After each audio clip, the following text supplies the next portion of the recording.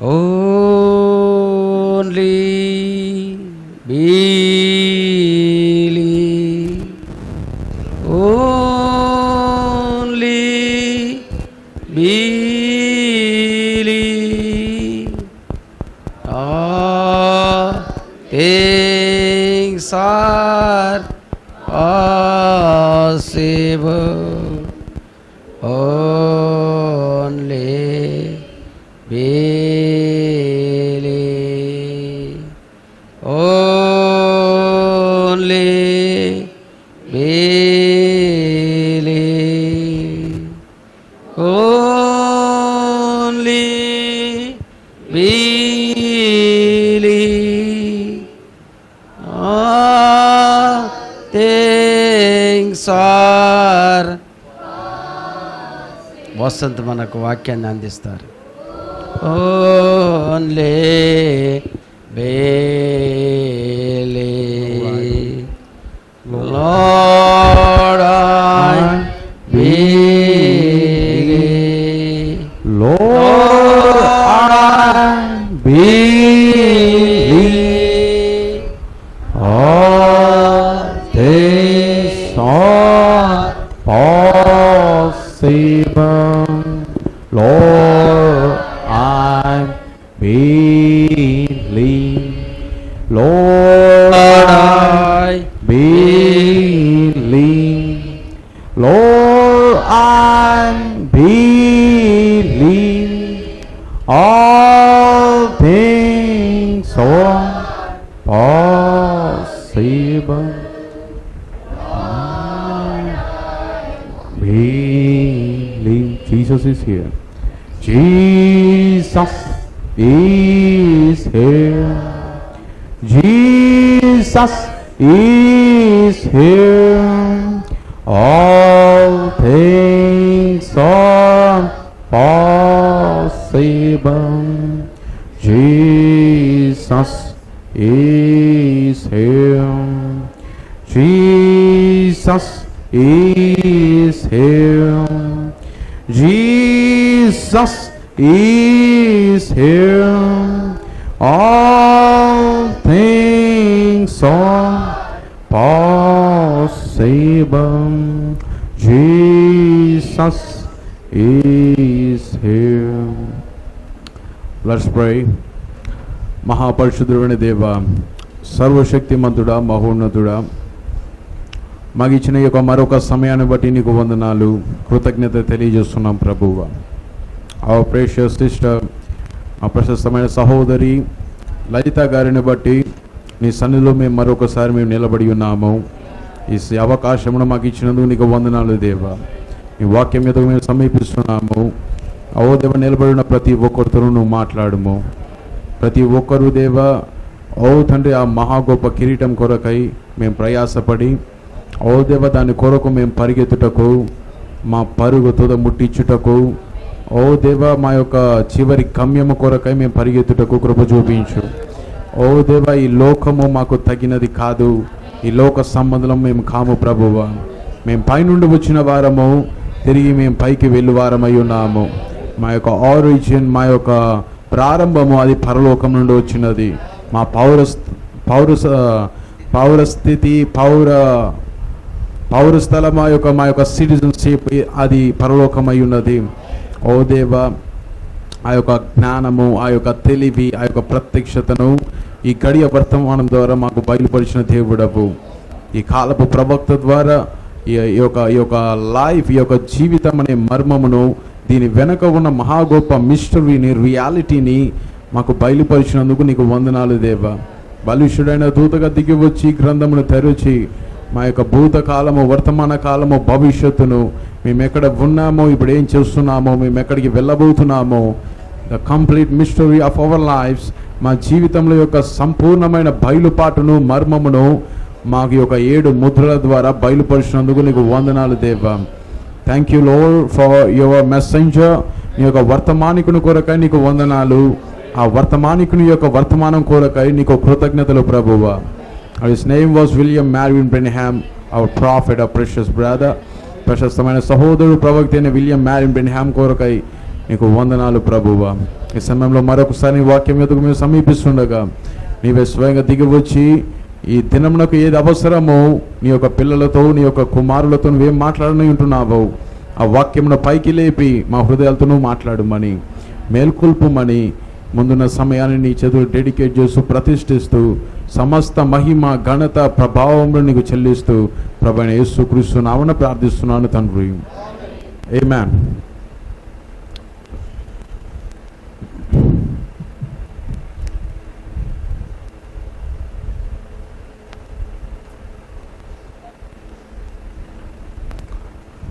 Stand. ప్రతి ఒక్కరు లేచి అలాగే ఉన్నట్లయితే లూకా రాసిన సువార్త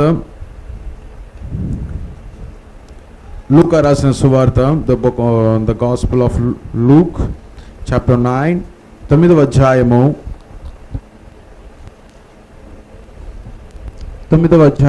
27వ వచనం నుండి 27వ వచనం నుండి 35వ వచనం వరకు నేను చదవగోరుతున్నాను. నేను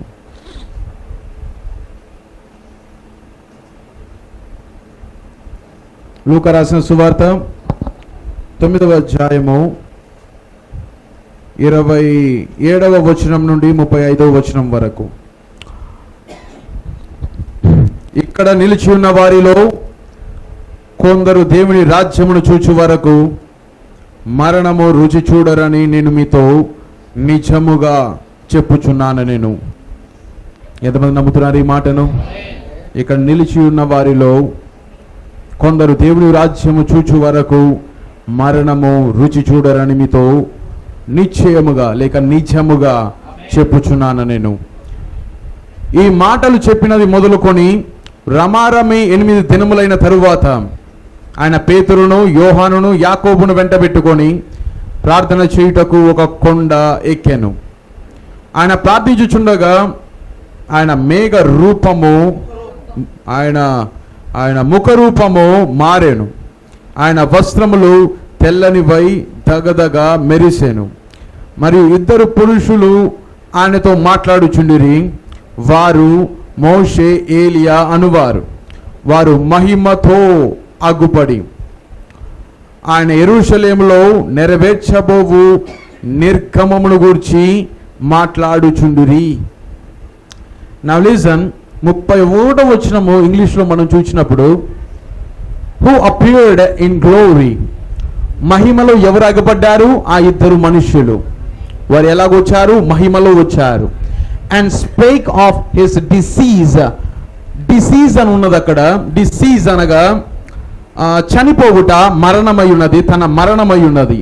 అక్కడ తెలుగులో నిర్గమము అని రాయబడి ఉన్నది. It's another translation, another word. అది యాక్చువల్గా అది ఏమై ఉన్నదంటే మరణము, డెత్. నేను మరణం గురించి ఈరోజు నేను మాట్లాడగలుగుతున్నాను. నేను ఎవరి గురించి, దేని గురించి వాళ్ళు మాట్లాడడానికి వచ్చారు అక్కడ? His disease which he should accomplish at Jerusalem. యెరూషలేములో నెరవేర్చబోవు తన మరణము. ఆమేన్. నిర్గమమును గూర్చి మాట్లాడుచుండిరి. పేతురు అతనితో కూడా ఉన్నవారును నిద్రమత్తులుగా ఉండిరి. వారు మేల్కొనినప్పుడు ఆయన మహిమను, ఆయనతో కూడా నిలిచిన 2 మనుషులను చూచిరి. ఆయన యొద్ద నుండి వెళ్ళిపోవుచుండగా ఆ 2 మనుషులు ఆయన యొద్ద నుండి వెళ్ళిపోవుచుండగా పేతురు యేసుతో, ఏలినవాడా, మనం ఇక్కడ ఉండుట మంచిది. నీకు 1, మోషేకు 1, ఏలియాకు 1, 3 పర్ణశాలను మేము కట్టుదుమని తాను చెప్పినది తాను ఎరుగకయే చెప్పెను. వీరు ఎరుగని స్థితిలో ఉన్నారు. అర్థం కావడం లేదు వారు ఏం మాట్లాడుతున్నారు. అక్కడ ఉన్న ఏం జరుగుతున్నదో అది ఎరుగని స్థితిలో వారు మాట్లాడుతున్నారు. అతని ఇలాగ మాట్లాడుచుండగా మేఘం ఒకటి వచ్చి వారిని కమ్మెను. వారు ఆ మేఘంలో ప్రవేశించినప్పుడు శిష్యులు భయపడిరి. వీరు ఎక్కడికి వెళ్ళారు? మేఘంలో ప్రవేశించారు. ఈరోజు అదే మేఘం మనల్ని కూడా కమ్మునుగాక. మనం కూడా ఈ దినమున, ఈ రోజు, ఈ స్థలములో ఆ మేఘం మనల్ని ఆవరించునుగాక. ఏ మేఘం అది? భౌతికమైన మేఘాలు కావవి, నీటితో తయారు చేయబడిన మేఘాలు కావవి. The mighty angel, the 7 angels, 7 దూతల యొక్క మేఘపు సమూహము ఈరోజు మనల్ని కూడా కమ్మునుగాక. మనం ఆ మేఘంలో ప్రవేశించినప్పుడు మహా గొప్ప ప్రత్యక్షత బయలుపాటు మనకు వస్తుంది. ప్రవక్త మేఘంలోకి వెళ్ళాడా? ఏం తీసుకొచ్చాడు? వాక్యంలో తీసుకొచ్చాడు. ద 7 సీల్స్, 7 ముద్రలు తీసుకొచ్చాడు. మనం లోపలికి వెళ్ళినప్పుడు మనకేం అర్థమవుతుంది? మనం కూడా గొప్ప మర్మాన్ని మనం పొందుకుంటాం. మనము ఈ ఆదివారము ఈ సమయంలో ఆ మేఘం మనల్ని ఆవరించునుగాక. ఆమేన్. మరియు ఈయన నేను ఏర్పరచుకున్న నా కుమారుడు, ఈయన మాట వినుడని ఒక శబ్దము ఆ మేఘములో నుండి పుట్టెను. ఈయన నా ప్రియ కుమారుడు, ఈయన నేను ఏర్పరచుకున్న నా కుమారుడు, హియర్ ఏ హేమ్. ఈయన మాట వినుడని ఒక శబ్దం ఆ మేఘంలో నుండి పుట్టెను. God bless his word. దేవుడు తన వాక్యము దీవించును గాక. దయచేసి కూర్చునండి.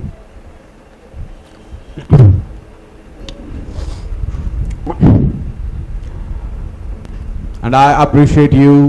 God bless you each and everyone.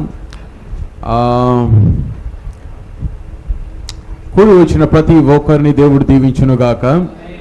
ఆమేన్. ఆదివారం కానప్పటికీ, ఇది ఒక సండే కానప్పటికీ, ఆచారంగా కాకుండా ఒక మన సహోదరి ప్రెషస్ సిస్టర్ లలిత గారికి మనము గౌరవమును, రెస్పెక్ట్ని తెలియజేయడానికి మనం ఇక్కడికి వచ్చి ఉన్నాము. చాలా దూర ప్రాంతాల నుండి వాళ్ళు వచ్చారు. ఆమె ఎడల ప్రేమ, గౌరవములు, రెస్పెక్ట్ కలిగి. ఆమేన్. God bless you everyone. ప్రతి ఒక్కరికి నా యొక్క కృతజ్ఞతలు, నా యొక్క ధన్యవాదాలు తెలియజేస్తున్నాను నేను. అలాగే బ్రదర్ సిస్టర్ వాణి, రవి ప్రకాష్ వారి కుటుంబం తరఫున కూడా నేను కృతజ్ఞతని తెలియజేస్తున్నాను నేను. God bless you. దేవుడు దీవించును గాక. ఈరోజు ఒక చిన్న అంశము, I have just 1 hour 10 minutes, 1 గంట 10 నిమిషాలు మాత్రమే నాకు సమయం ఉన్నది. ఈ యొక్క ఒక చిన్న అంశం మీద నేను మాట్లాడగలుగుతున్నాను నేను. అలాగనే కొంత ఆమె గురించి కూడా నేను కొంచెం మాట్లాడి నేను వర్తమానంలోకి నేను వెళ్తాను నేను. నా వర్తమానం యొక్క పేరు, by what death we should glorify God. ఏ మరణము ద్వారా మనం దేవుని మహిమపరచుదము. You understand my title? నా వర్తమానం పేరు నీకు అర్థమవుతున్నదా? బై వాట్ డెత్, ఏ మరణము ద్వారా ఆయనను మనము మహిమపరచుదము. ఏ మరణము? ఏమైనా నా వర్తమానం పేరు అర్థమైనది? నేను ఇక్కడ కూడా క్రీస్తు యొక్క మరణం గురించి ఇక్కడ రాయబడుతున్నది. ఈ లేఖనముల ద్వారా నేను కొన్ని కార్యాలు మాత్రమే నేను ఎక్కువగా ఈ యొక్క సబ్జెక్ట్ మీద ఎక్కువ సమయం నేను ఉంచాను. నేను ఫ్యూ థింగ్స్, ఇంపార్టెంట్ థింగ్స్ నేను మీ వద్దకు పెట్టేసి మిమ్మల్ని కొంచెం ఎన్లైట్మెంట్, కొంచెం మేల్కొల్పి నేను ఆ తర్వాత నేను ముగిస్తాను నేను. ఐ నో సిస్టర్ లలిత గారు, లలిత ఆంటీ అని పిలుస్తాను నేను ఆమెను. ఎందుకంటే నాకు చాలా పెద్ద ఆమె.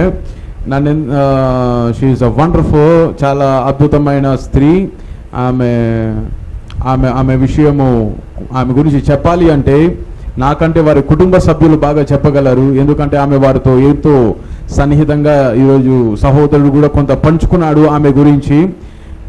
కొంత మన సంఘంలో కూడా ఆమె ఎంతో ఇక్కడ ఎక్కువగా సహవాసం కలిగి ఉన్నది. అందరితో బాగా మాట్లాడేది. ఇక్కడ సహవాసం ఎక్కువగా ఆమె కలిగి ఉండేది. ఎందుకంటే ఆమె మనుషుల కోసం యాక్చువల్గా మొదట ఇక్కడికి రాలేదు, కానీ ఐ బిలీవ్ ఆమె వర్తమానం కొరకు, ఈ ఘడియ యొక్క వర్తమానం కొరకు ఈ ఘడియను గ్రహించింది ఆమె. ఇది ఏ కాలమో, మనం ఏ కాలంలో నివసించుచున్నాం, మనం ఎవరితో సహవాసం చేయాలి, ఏ సంఘంలో మనం ఉండాలి అని ఆమె గ్రహించినది. ఆమె ప్రత్యక్షతతో ఆమె దగ్గర నుండి రావడం లేదండి ఈ సంఘానికి. ఎక్కడో పక్కన 2 కిలోమీటర్లో ఏదో దగ్గర ఇదే ఉంది కదా, పక్కన ఈ సంఘం దగ్గర ఉన్నది కదా అని అలా రాలేదా ఆమె. 130 కిలోమీటర్లు, 130 కిలోమీటర్స్ ఆమె అక్కడి నుండి ఇక్కడ ప్రయాణం చేస్తున్నది అంటే సంథింగ్ ఇస్ పుల్లింగ్ హర్. ఏదో ఆమెను లాగుతున్నది, ఆమెను ఆకర్షిస్తున్నది. What is that? అది ఏదో లోపల కర్రడును పిలుచుతున్నది. వాక్యమును పిలుస్తున్నది. నా గొర్రెలు నా స్వరము వినును. ఈ వాక్యము కేక వేసినప్పుడు నెల్లూరు నుండి ఆమె పరిగెత్తుకొని వచ్చేది. ఆమె పరిగెత్తుకొని నేను చెప్తాను, నేను ఆమె కూతురు ఇక్కడ ఉన్నది కాబట్టి ఇక్కడికి వస్తున్నది. No no no no no no అలా అలా అలా అది తప్పు, మీరు అనుకోవడం అది తప్పు. ఆమె కుమార్తె వలన ఆమె బంధువులు ఇక్కడ ఉన్నారని ఆమె రావడం లేదు. ఆమె యు నో హర్ టెస్టిమోనీ, ఆమె సాక్ష్యం మీకు తెలుసు. ఆమె ప్రతి కమ్యూనియన్ సర్వీస్కి ఇక్కడ కనపడేది. అప్పుడప్పుడు ఆమె ఆదివారాలు కూడా ఇక్కడికి వచ్చి ఆమె వెళ్ళేది. ఆమె రాత్రికి రాత్రి వాట్ ఇస్ దట్? ఆమె హృదయంలో ఏమున్నది? జన్యువు పుట్టుకతో ఆల్రెడీ దేవుడు ఆమె హృదయంలో విత్తనాన్ని పెట్టేశాడు. ఆమె పుట్టక మునుపు ఎక్కడుందో ఆమె ఎరిగినది. ఆమె ఇప్పుడు ఏం చేస్తున్నదో ఆమె ఎరిగినది. మళ్ళీ తిరిగి ఆమె ఎక్కడికి వెళ్తున్నదో దాని యొక్క ప్రత్యక్షతను ఆమె కలిగి ఉన్నది. ఆమె amen she lived the type of life, అలా అటువంటి జీవితం కలిగి ఆమె జీవించినది. సిస్టర్ వెంకటగిరి నుండి వచ్చిన సిస్టర్ కూడా కొంత పంచుకున్నది. ఆమె ఎటువంటిదో, ఎలా ప్రార్థన చేసేదో. ఆమె ప్రార్థనలో దేవుని దగ్గర ప్రార్థించేటప్పుడు మాత్రమే ఏడ్చేది, కానీ మనుషుల ముందు ఆమె ఏడ్చేది కాదు. ఆమె బాగా మాట్లాడేది, మనుషుల దగ్గర బాగా మాట్లాడేది, కానీ ప్రార్థన చేసినప్పుడు నేను చూచేవాడిని, ఎప్పుడు నేను చూచేవాడిని. ఆమె కళ్ళలో ఏడుపు వచ్చేస్తూనే ఉంటుంది. అది ఇక నేను చెప్పాను కదా, నేను సంతోషము కంటే దుఃఖము మేలు, సంతోషము కంటే దుఃఖము మేలు. సంతోషము గుణలక్షణమును తయారు చేయదు, దుఃఖమే దేవునికి దగ్గరగా చేస్తుంది. దుఃఖమే దేవునిలో ఆ యొక్క క్యారెక్టర్ని మలుస్తుంది. ఆ లైఫ్లో ఆమె అటువంటి దాన్ని కలిగి ఉండుట నిజంగా ఆమె క్యారెక్టర్ని మలిచి, ఓ దేవుడే ఒకవేళ సమ్ టైమ్స్ అది దేవుని యొక్క చిత్తం, అది దేవుని యొక్క ప్రణాళిక. అది ఏ మానవుడు దాన్ని ఆపలేడు, ఏ మానవుడు ఏమీ చేయలేడు. దేవుని యొక్క ప్రణాళిక ప్రకారమే ఆమె లైఫ్లో జరిగినది. మ్యాన్, నేను కూడా గొప్ప సాక్ష్యాన్ని చెప్తున్నాను ఆమె గురించి. She is born again, predestinated. నేను సాక్ష్యం చెప్తున్నాను దీన్ని. ఆమె తిరిగి జన్మించిన ముందుగా ఏర్పరచబడిన ఒక స్త్రీ అయి ఉన్నది. ఐ బిలీవ్, నేను తప్పకుండా నమ్ముతున్నాను నేను, she is in another dimension. ఆమె ఇప్పుడు మరొక పరిమాణంలో ఉన్నది. ఆమె థియోఫనీలోకి ఆమె ప్రవేశించినది. భూమి మీద ఈ గుడారము శిథిలమైపోయినను చేతి సహాయము గాని మరొకటి పరలోకమందు మనకున్నదని మనము ఎరుగుదుము అని పౌలు చెప్పిన రీతిగా she is in that body. ఇప్పుడు ఆమె మరొక శరీరంలోకి అడుగుపెట్టినది. ఆమె భౌతిక శరీరము ఆ నెల్లూరు గ్రేవ్యార్డ్లో ఆమె అక్కడ ఉన్నది. ఆ శరీరం అక్కడ పాతి పెట్టబడినది. కానీ ఆమెకు మరొక శరీరం పరలోకంలో ఉన్నది. నేను మీ కొరకు స్థలము సిద్ధపరచ వెళ్ళుచున్నాను. ఆమె కొరకు తప్పకుండా ఒక స్థలమాన్ని సిద్ధపరిచాడు. ఆ స్థలము పేరు థియోఫనీ. ఏమాన్, రోగం ఉండదు, ఇబ్బందులు ఉండవు, దుఃఖం ఉండవు. ఏమాన్, ఎటువంటి మరణం అందులో లేదు, జబ్బులు లేవు, వ్యాధి లేదు. ఇట్స్ అ బ్యూటిఫుల్, అది చాలా అద్భుతమైనది, అందమైన స్థలం అయి ఉన్నది. ఏమాన్, ఐ అప్రిషియేట్. ఎంతమంది ఆమెను ప్రేమిస్తున్నారు? ఎంతమంది ఆమెను ప్రేమిస్తున్నారు? ఈ సంఘం అంతా ఆమె కొరకు ప్రార్థించింది. ఆమె గురించి ఆమెను ప్రేమించింది. ఎవరు ఆమెతో శత్రుత్వం లేదు, ఎవరు ఆమెతో ఎట్ట పడితే అట్ట ఆమెను ఎవరితో ఎలా పడితే అలా తగాదాలు పెట్టుకోలేదు. ఆమె షీ లవ్ ఎవ్రీబాడీ, ప్రతి ఒక్కరిని ఆమె ప్రేమించినది. వి లవ్ హర్, మనం కూడా ఆమె ప్రేమిస్తున్నాము. ఒకనొక దినమున మనం ఆమెను కలుసుకోబోతున్నాము. God bless her heart. ఆమె హృదయాన్ని దేవుడు తప్పకుండా దీవించును గాక. యునో సంథింగ్, ఈరోజు వాక్యంలో మనకు అర్థమవుతుంది. ఈ రోజు భూమి మీద ఏం జరుగుతున్నదో ఆమె పైనుండి చూస్తున్నది.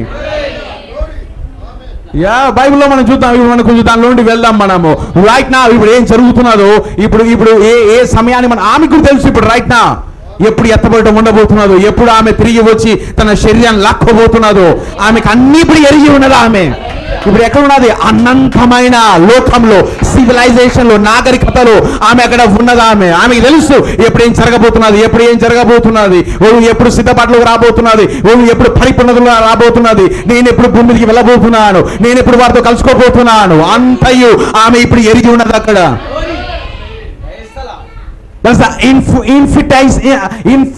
ఇన్ఫైట్ సి అని ప్రవక్త అన్నాడు. అనంతత్వము, అన్ని ఎరిగిన తత్వము. ఈ శరీరానికి అంతయు తెలియదు, కానీ ఆ శరీరానికి అంతయు ఎరిగి ఉన్నది. ఆ శరీరం సమస్తము ఎరుగును. ఆమేన్. She knew it. మన బైబిల్లోకి వెళ్ళి నేను దాన్ని మీ యొద్దకు నేను రుజువు చేస్తాను. నేను మన లైఫ్లో, మన జీవితంలో దేవుడు ఎలా వ్యవహరిస్తున్నాడు, దేవుడు మన ఎడల కలిగి ఉన్న ప్రణాళిక ఏంటి, చిత్తం ఏంటి, మన లైఫ్ యొక్క మర్మం ఏంటి, మన జీవితం యొక్క మర్మం ఏంటి, నేను ఈరోజు పరిశుద్ధాత్మ ఈ సంఘంలో ఇక్కడ వచ్చిన కొత్త వారు కావచ్చు, ప్రతి ఒక్కరిని నేను ఆహ్వానిస్తున్నాను. God bless you. దేవుడు మళ్ళీ దీవించును గాక. నా లిసన్, చాలా జాగ్రత్తగా వినండి. ఇక్కడ ఏం జరుగుతున్నది అంటే, నేను చదివించిన లేఖనం ఎంతమంది చదివారు, ఎంతమంది విన్నారు దాన్ని? నా క్రీస్తు మనుష్య కుమారుడు 2000 సంవత్సరాల క్రితం ఆయన శరీరధారి వచ్చినప్పుడు శిష్యులు ఆయనను వెంబడిస్తున్నారు. ఆమేన్. Listen close. శిష్యులను ఆయన ఏర్పరచుకున్నాడు, పిలిచాడు. క్రీస్తు అన్ని ఎరిగినవాడు. ఆయన ఎక్కడ ఉన్నాడో, ఆయన ఎందుకు భూమికి వచ్చాడో, మళ్ళీ ఎక్కడికి వెళ్ళబోతున్నాడు, క్రీస్తు సమస్తమును ఎరిగినవాడు. రీజన్, కారణం ఏంటి అంటే, the descending of Elohim is different అంటు అస్. ఎలోహిం దైవత్వము పైనుండి కిందకు వచ్చే విధానము మనతో పోల్చుకుంటే ప్రత్యేకమైనది. మీకు అర్థమవుతున్నా నేను మాట్లాడుతున్నాను? దేవుడు కిందకు వచ్చే విధానము, మనం కూడా కిందకే వచ్చాం. ఒకప్పుడు మనం ఎక్కడ ఉన్నాం? పౌలు చెప్పినట్లుగా జగత్తు పునాది వేయబడక మునిపే క్రీస్తులో ఆయన మనలను ఏర్పరచుకునేను. మనము పుట్టక మునుపు ఎక్కడ ఉన్నాం? ఓ బ్రదర్, నేను మన లైఫ్ యొక్క మిస్టరీ, మర్మాన్ని మీ దగ్గర తీసుకురాగలుగుతున్నాను. నేను మేబీ ఇది ఆదివారం వల్లే కాకపోవచ్చు, కానీ ఇది ఆదివారమే. ఆదివారమో బుధవారమో ఏ దినమో అది అనవసరం మనకు. ఇది ఆరాధనా స్థలము, ఇది వాక్యం వినే సమయం అయి ఉన్నది. దేవుడు ఏ సమయంలో మాట్లాడగలడు, ఏ ఆదివారమైనా మాట్లాడగలడు, ఏ ఒక దినమైనా మాట్లాడగలడు. ఆయన ఇక్కడ ఉన్నాడని ఎంతమంది నమ్ముతున్నారు? ఇక్కడ ఉన్నాడా పరిశుద్ధాత్మ? యా, మనం ఇక్కడ బాధపడడానికి మనం లేము. ఇక్కడ we are here celebrating the life of sister Lalitha గారి యొక్క జీవితంలో సెలబ్రేట్ చేసుకోవడం మనం ఇక్కడ ఉన్నాం మేడము. నా ఆయన కిందకు వచ్చే విధానము మనం కిందకు వచ్చిన విధానము ప్రత్యేకంగా ఉంది, డిఫరెంట్ గా ఉంది. ఏమాన్, మనము ఎక్కడ ఉన్నాం? పౌలు చెప్పిన రీతిగా క్రీస్తులో. ఎప్పటి నుండి? మొన్న కాదు, నిన్న కాదు, లేకపోతే ఒక నెల క్రితం కాదు. పౌలు ఏమని చెప్పాడు? Before the foundation of the world, జగత్తు పునాది వేయబడక మునిపే క్రీస్తులో ఆయన మనలను ఏర్పరచుకున్నాను. మనం ఎక్కడ ఉన్నాం? క్రీస్తులో ఉన్నాం. జగత్తు పునాది వేయబడక మునిపే క్రీస్తులో ఉన్నాం. క్రీస్తులో ఎలా ఉన్నాం? హిస్ థాట్స్, ఆలోచనగా ఉన్నాం. మనం పుట్టక మునిపే ఆయన మనస్సులో జన్మించాం. మన జన్మ జరిగిన భూమి మీద కాదు, మన జన్మ ఆయన మనస్సులో జరిగినది. దేవుడు మనల్ని క్రీస్తులో ఏర్పరచుకునేను. ఆయన గుణ లక్షణములలో, ఆయన ఆలోచనలలో ఒక ఆలోచనగా మనల్ని తలంచాడు. ఇక్కడ ఉన్నారా? కానీ మనము ఆయన ఆలోచనలో నుండి ఎక్కడికి వచ్చాము? ఇప్పుడు శరీరం లోపలికి వచ్చాం. Listen close. ఆ శరీరంలో ఆలోచనలో నుండి నేరుగా ఎక్కడికి వచ్చాం? ఈ శరీరంలో దిగాం మనము. ఈ శరీరం ఎలా వచ్చినది? మన తండ్రి, మన తల్లి, అంతేనా?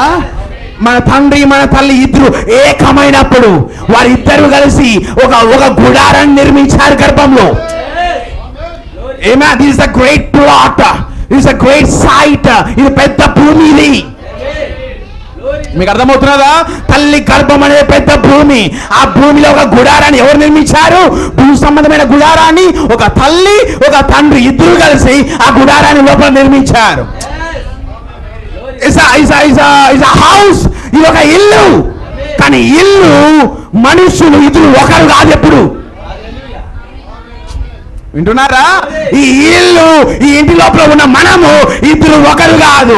ఈ ఇల్లు ఇల్లే, మనం మనమే. మీకు అర్థమవుతున్నదా?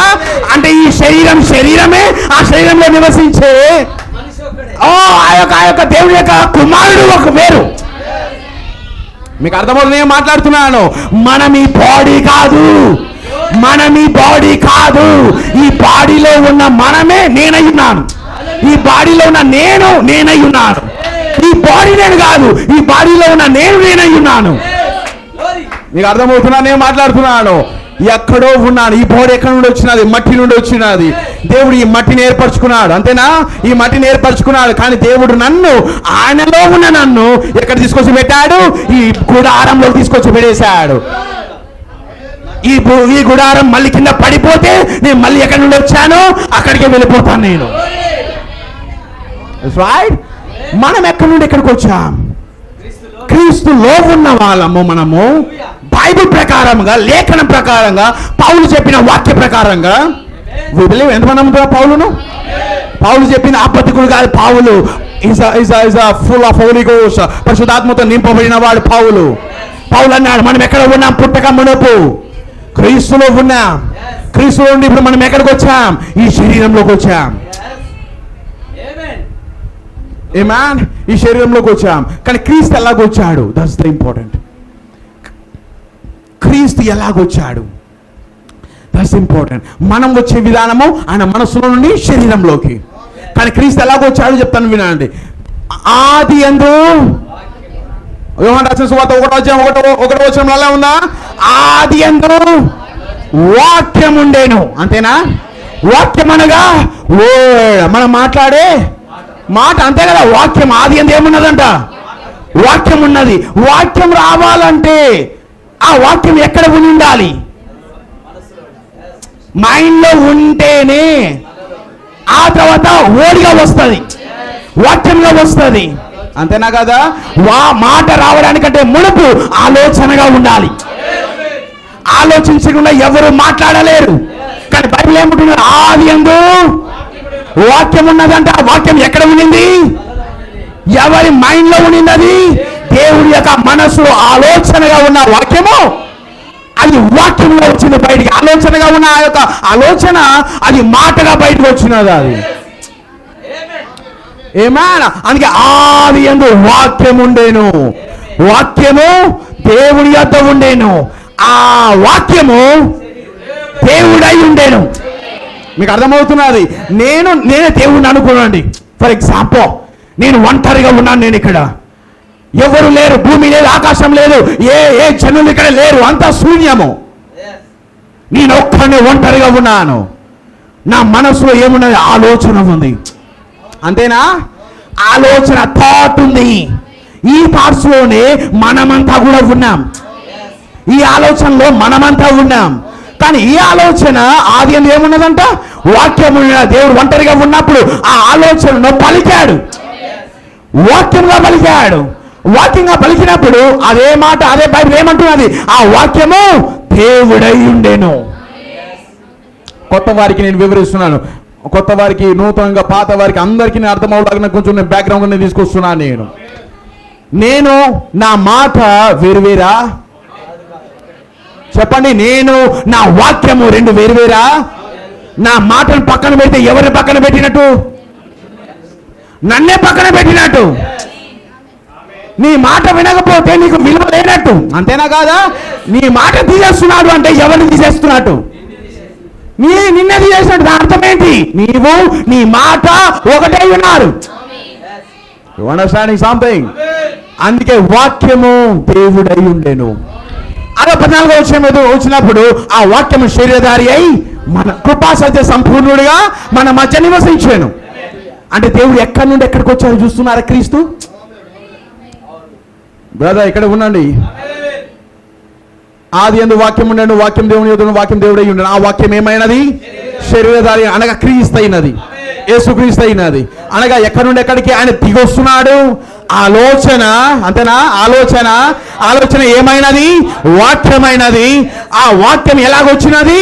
శరీరధారి అయినది, అనగా శరీరంలోకి వచ్చింది వాక్యం. మూడు బాగా అర్థమవుతున్నదా? ఆలోచనగా ఉన్న ఆ యొక్క వాక్యము, ఆలోచన అది ఏమిగా మార్చబడినది? వాక్యంగా మార్చబడినది. ఆ వాక్యం ఏమైనది? 14వ వచనం వచ్చినప్పుడు శరీరధారి అయినది. ఆ శరీరధారి అయిన వాక్యమే యేసుక్రీస్తు అయి ఉన్నాడు. ఏమాన్ ఆయన వచ్చాడు, ఆయన ఆ విధానంలో వచ్చాడు. కానీ మనం ఎలాగొచ్చాం? క్రీస్తు వచ్చినట్టు రాలేదు. మనం క్రీస్తు ఎలా పుట్టాడు? కన్యకలో జన్మించాడు. మనం ఎలా జన్మించాం? పాపంలో జన్మించాం, లైంగిక చర్య వల్ల జన్మించాం, అమ్మా నాయన కలయిక ద్వారా జన్మించాం. మన పుట్టుక వేరు, మనం దిగొచ్చుట వేరు. మనం కూడా ఎక్కడున్నాం? క్రీస్తు లాగానే ఆయన ఆలోచనలో మనమే ఉన్నాం. పౌలు చెప్పాడు, జగత్తు పునాది వేయబడక మునుపే క్రీస్తులో ప్రేమ చేత ఆయన మనల్ని ఏర్పరచుకున్నాను. పుట్టక మునుపు మనం క్రీస్తులో ఉన్నాం, ఆలోచనగా ఉన్నాం. క్రీస్తు ఎలా ఆలోచనగా ఉన్నాడో మనం ఆలోచనగా ఉన్నాం. కానీ క్రీస్తు ఎలాగో వచ్చాడు? కన్యకలో వచ్చాడు. కానీ మనం ఎలాగో వచ్చాం? లైంగిక చర్య వల్ల వచ్చాం. డిఫరెన్స్ అదే. మనము లైంగిక చర్య వల్ల రాకపోయింటే, లైంగిక చర్య వల్ల అమ్మా నాయన కలయిక ద్వారా రాకపోయింటే, క్రీస్తు లాగా కన్యక ద్వారా జన్మించుంటే, క్రీస్తు ఎలాంటి కార్యాలు చేశాడో అది మనము చేయగలం. ఏమాన్, క్రీస్తుకు ఏం జరగబోతుందో తెలుసా? ఏం జరగబోతున్నదో ముందే ప్రవచించాడా? వారి హృదయంలో ఉన్నదాన్ని చెప్పగలిగాడా? వారు ఏం చేయబోతున్నారు, ఏం జరగబోతున్నదో అని ఎందుకు వచ్చాడో చెప్పాడా? ఏమని చెప్పాడు? ఇదిగో మనుష్య కుమారుడు పాపుల చేతికి అప్పగింపబడబోతున్నాడు. 3 దినముల మనుష్య కుమారుడు గుడ్డు గర్భంలో ఉంటాడు, యోనా వలె ప్రవచించాడు, చెప్పాడు. మళ్ళీ 3వ దినమున మనుష్య కుమారుడు పైకి లేస్తాడని కూడా ప్రవచించాడు. అంటే క్రీస్తుకు భవిష్యత్తు తెలుసు. మనం క్రీస్తులాగా పుట్టింటే మనకేం అర్థమయ్యేది? మనకు కూడా భవిష్యత్తు అర్థమయ్యేది. ఏం జరగబోయేదో మనకు అర్థమయ్యేది. క్రీస్తు ఏమన్నాడు? నేను పైనుండి వచ్చిన వాడిని అన్నాడు. ఎక్కడ కూడా నేను మరియలో నుండి వచ్చానని చెప్పలేదు. మరియ నన్ను కనిందని చెప్పలేదు. ఆయన నేను ఆ తండ్రి దేవుడై ఉన్నాడు, నేను పైనుండి వచ్చిన వాడని అన్నాడు. అంతేనా? కానీ ఈరోజు భూమి మీద ఎవరైనా కూడా నేను పైనుండి వచ్చిన వాడిని చెప్పగలరా? ఏ మనుషుడు కూడా అమ్మ నాయన కలయిక ద్వారా వచ్చిన కొంచెం ఉత్తరగా కూర్చో, అడ్డంగా ఉండదు అది. ఏ మనుషుడైనా లైంగిక చర్య వల్ల పుట్టినా ఏ మనుషుడైనా కూడా నేను పైనుండి వచ్చిన వాడిని, నేను పుట్టుక మునుపు నేను పైన ఉన్నానని ఏ మనుషుడైనా చెప్పగలడా? లేకపోతే చనిపోయిన తర్వాత నేను ఇక్కడికి వెళ్తానని చెప్పగలడా? ఎందుకు? కారణం ఏంటి? అమ్మ నాయన కలయిక ద్వారా జన్మించాం మనము. పాపంలో నా తల్లి నన్ను గర్భం ధరించిందని దావీదన్నాడు. దేంట్లో తల్లి గర్భం ధరించింది? అది ఏమైనా లైంగిక చర్య కాదా? లైంగిక చర్య పాపమై ఉన్నదని దావీదన్నాడు. ఆ పాపంలో జన్మించిన వలన మనం ఎక్కడి నుంచి వచ్చామో, ఎక్కడికి వెళ్ళబోతున్నామో ఏ సైంటిస్ట్ మనం చెప్పలేకపోతున్నాడు. కానీ క్రీస్తు భూమి మీద నిలబడి మొట్టమొదటిసారి ఒకే ఒక వ్యక్తి భూమి మీద నిలబడి నేను పై నుండి వచ్చిన వాడను, మళ్ళీ తిరిగి నేను పైకి వెళ్ళబోతున్నాను నేను. How can that possible? How did he know? ఆయనకి ఎలా తెలుసు? అది ఎలా సాధ్యం? ఆయన ఎలా చెప్పగలడు? ఒకటి ఆ యొక్క పాపము ద్వారా ఆయన జన్మించలేదు. ఆయన లైంగిక చర్య వల్ల ఆయన జన్మించలేదు. ఆయన ఎలా జన్మించాడు? పరిశుద్ధంగా కన్యకలో జన్మించాడు. తేడా అదే. క్రీస్తుకు మనకు అదే తేడా. క్రీస్తు ఎన్నడూ భయపడ్డాడా? బాధపడ్డాడా? అయ్యో నేను చచ్చిపోతున్నా మరణిస్తున్నా, నేను చనిపోతున్నా అని ఎప్పుడైనా ఏడ్చాడా? సార్, ఆయన మరణానికి భయపడలేదు. కారణం ఆయన ఎక్కడికి వెళ్ళబోతున్నాడు, నేను చనిపోయిన తర్వాత ఏం జరగబోతున్నా, 3 రోజులకి ఏం జరగబోతున్నదో ఆయన తెలుసు. చనిపోయిన 3 రోజులకి ఆయన లేస్తాడని క్రీస్తుకు తెలుసు కాబట్టి ఆయన ఏమాత్రం భయపడలేదు. మరణానికి ఆయన భయపడలేదు. అదే క్రీస్తు కలిగి ఉన్న. అందుకే క్రీస్తు అన్నాడు, మీ మొదటి జన్మ కరెక్ట్గా లేదు. నీకోదంతో అన్నాడా, నీవు తప్పక తిరిగి జన్మించాలి. ఎందుకు జన్మించాలి ప్రభువా? నీ మొదటి జన్మ బాగలేదు, నీ పుట్టుక కరెక్ట్గా లేదు. అందుకే నువ్వు మళ్ళా తిరిగి జన్మించాలి. అందుకు కొత్త జన్మ, మళ్ళీ పుట్టడం ఒక మనిషికి అవసరం. పుట్టాలి అంటే ఏం జరగాలి? మరణం జరగాలి. విత్తనం మొలకెత్తాలంటే ఏం జరగాలి? విత్తనం భూమిలోకి వెళ్ళి కుళ్ళు పట్టి చనిపోతేనే తప్ప అది మళ్ళీ పైకి రాదది. అంతేనా కదా? ఒక విత్తనం బ్రతికి ఉండగా మళ్ళీ కొన్ని విత్తనాలు పుట్టించగలదా? ఒక చెట్టు పైన ఉంటుంది విత్తనము, బ్రతికే ఉంటుంది ఆ చెట్టు, అక్కడ నుండి మళ్ళీ ఇంకో చెట్టు లేపగలదా? అది లేదు. ఆ విత్తనం ఏమవ్వాలా? ప్రత్యేకించబడాలా, ఎండిపోవాలా. ఎండిపోయి అసలు ఏమి జీవం లేని విధంగా అది ఉండాలి. అది పైకి చూడడానికి ఎలా ఉండాలంటే ఎండిపోయిన విత్తనంగా ఉండాలి. కానీ ఒక్కసారి ఆ విత్తనం భూమిలో వేసి చూడు, ఎక్కడి నుండి వచ్చిన జీవం దానికి, ఎక్కడి నుండి వచ్చిన లైఫ్ దానికి, లోపల మధ్య భాగంలో ఎక్కడో అది తాంకొని ఉంది. అది లైఫ్, జీవం ఆ విత్తనంలో ఎక్కడో తాంకొని ఉన్నది. అది భూమిలో పడి ఏం చేయబడాలా? చనిపోవాలి, మరణించాలి. ఆ తర్వాత అది మొలకెత్తాలి. అది ఈరోజు కొత్తగా మనం జన్మించాలంటే మన పాత జన్మ, పాత జీవితము మరణిస్తేనే మనం మళ్ళీ పుట్టగలము. ఏ మానవుడైతే తల్లి గర్భంలో నుండి పుడతాడో, తల్లి గర్భంలో నుండి లైంగిక చర్య వల్ల ఏ మానవుడైతే పుడతాడో అతను తప్పకుండా పాతాళానికి అర్హుడు. అతను అబద్ధికుడు, అతడు పాప. అది ఆ పిల్లవాడికి ఏమి నేర్పించబడలేదు, ఆ పిల్లవాడికి ఏమి నేర్పించబడలేదు. అబద్ధాలు మాట్లాడతాడు భయము వల్ల. అబద్ధాలు, ఆ యొక్క తప్పులు చేస్తూనే వెళ్తాడు. తెలియకుండానే, ఎరగకుండానే అతను పాపంలో వెళ్ళిపోతూ ఉంటాడు. కారణం ఏంటి? అతని జన్మ పుట్టుకలో ప్రాబ్లం ఉంది. అందుకే క్రీస్తు అన్నాడు, నీ మొదటి జన్మ చనిపోవాలి, నువ్వు మళ్ళీ తిరిగి తప్పక జన్మించాలి. That's the doctrine of Jesus. First doctrine of Jesus. యేసుక్రీస్తు యొక్క మొదటి సిద్ధాంతం అది. మనం బ్రతకాలంటే, మళ్ళీ జన్మించాలంటే ఏం చనిపోవాలి? మన పాత జీవితం చనిపోవాలి, కుళ్ళు పట్టాలి, చనిపోవాలి. పుల్లు పడి చనిపోయినప్పుడు కొత్త లైఫ్ అనేది ఉత్పత్తి అవుతుంది, కొత్త జన్మ. ఒకడు కొత్తగా జన్మించకుండా దేవుని రాజ్యంలో ప్రవేశించుట అసాధ్యం. ఉన్నదా బైబిల్లో? ఒకడు కొత్తగా తిరిగి జన్మించకుండా దేవుని రాజ్యంలో ప్రవేశించుట. పరలోకం వెళ్ళాలంటే ఏముండాలి? కొత్తగా పుట్టాలి. ఎందుకు? పాత పాత పుట్టుక, పాత జన్మ పాపమై ఉన్నది. బ్రదర్ లిసన్, క్రీస్తు ఎలా పుట్టాడు? లైంగిక చర్య వల్ల పుట్టలేదు. ఆయన జన్మ కరెక్ట్గా ఉంది, అందుకే ఆయన తిరిగి పుట్టాల్సిన పని లేదు. కానీ మనం పుట్టాల్సిన పని ఉన్నది. అందుకే క్రీస్తుకు మనకు చాలా తేడా.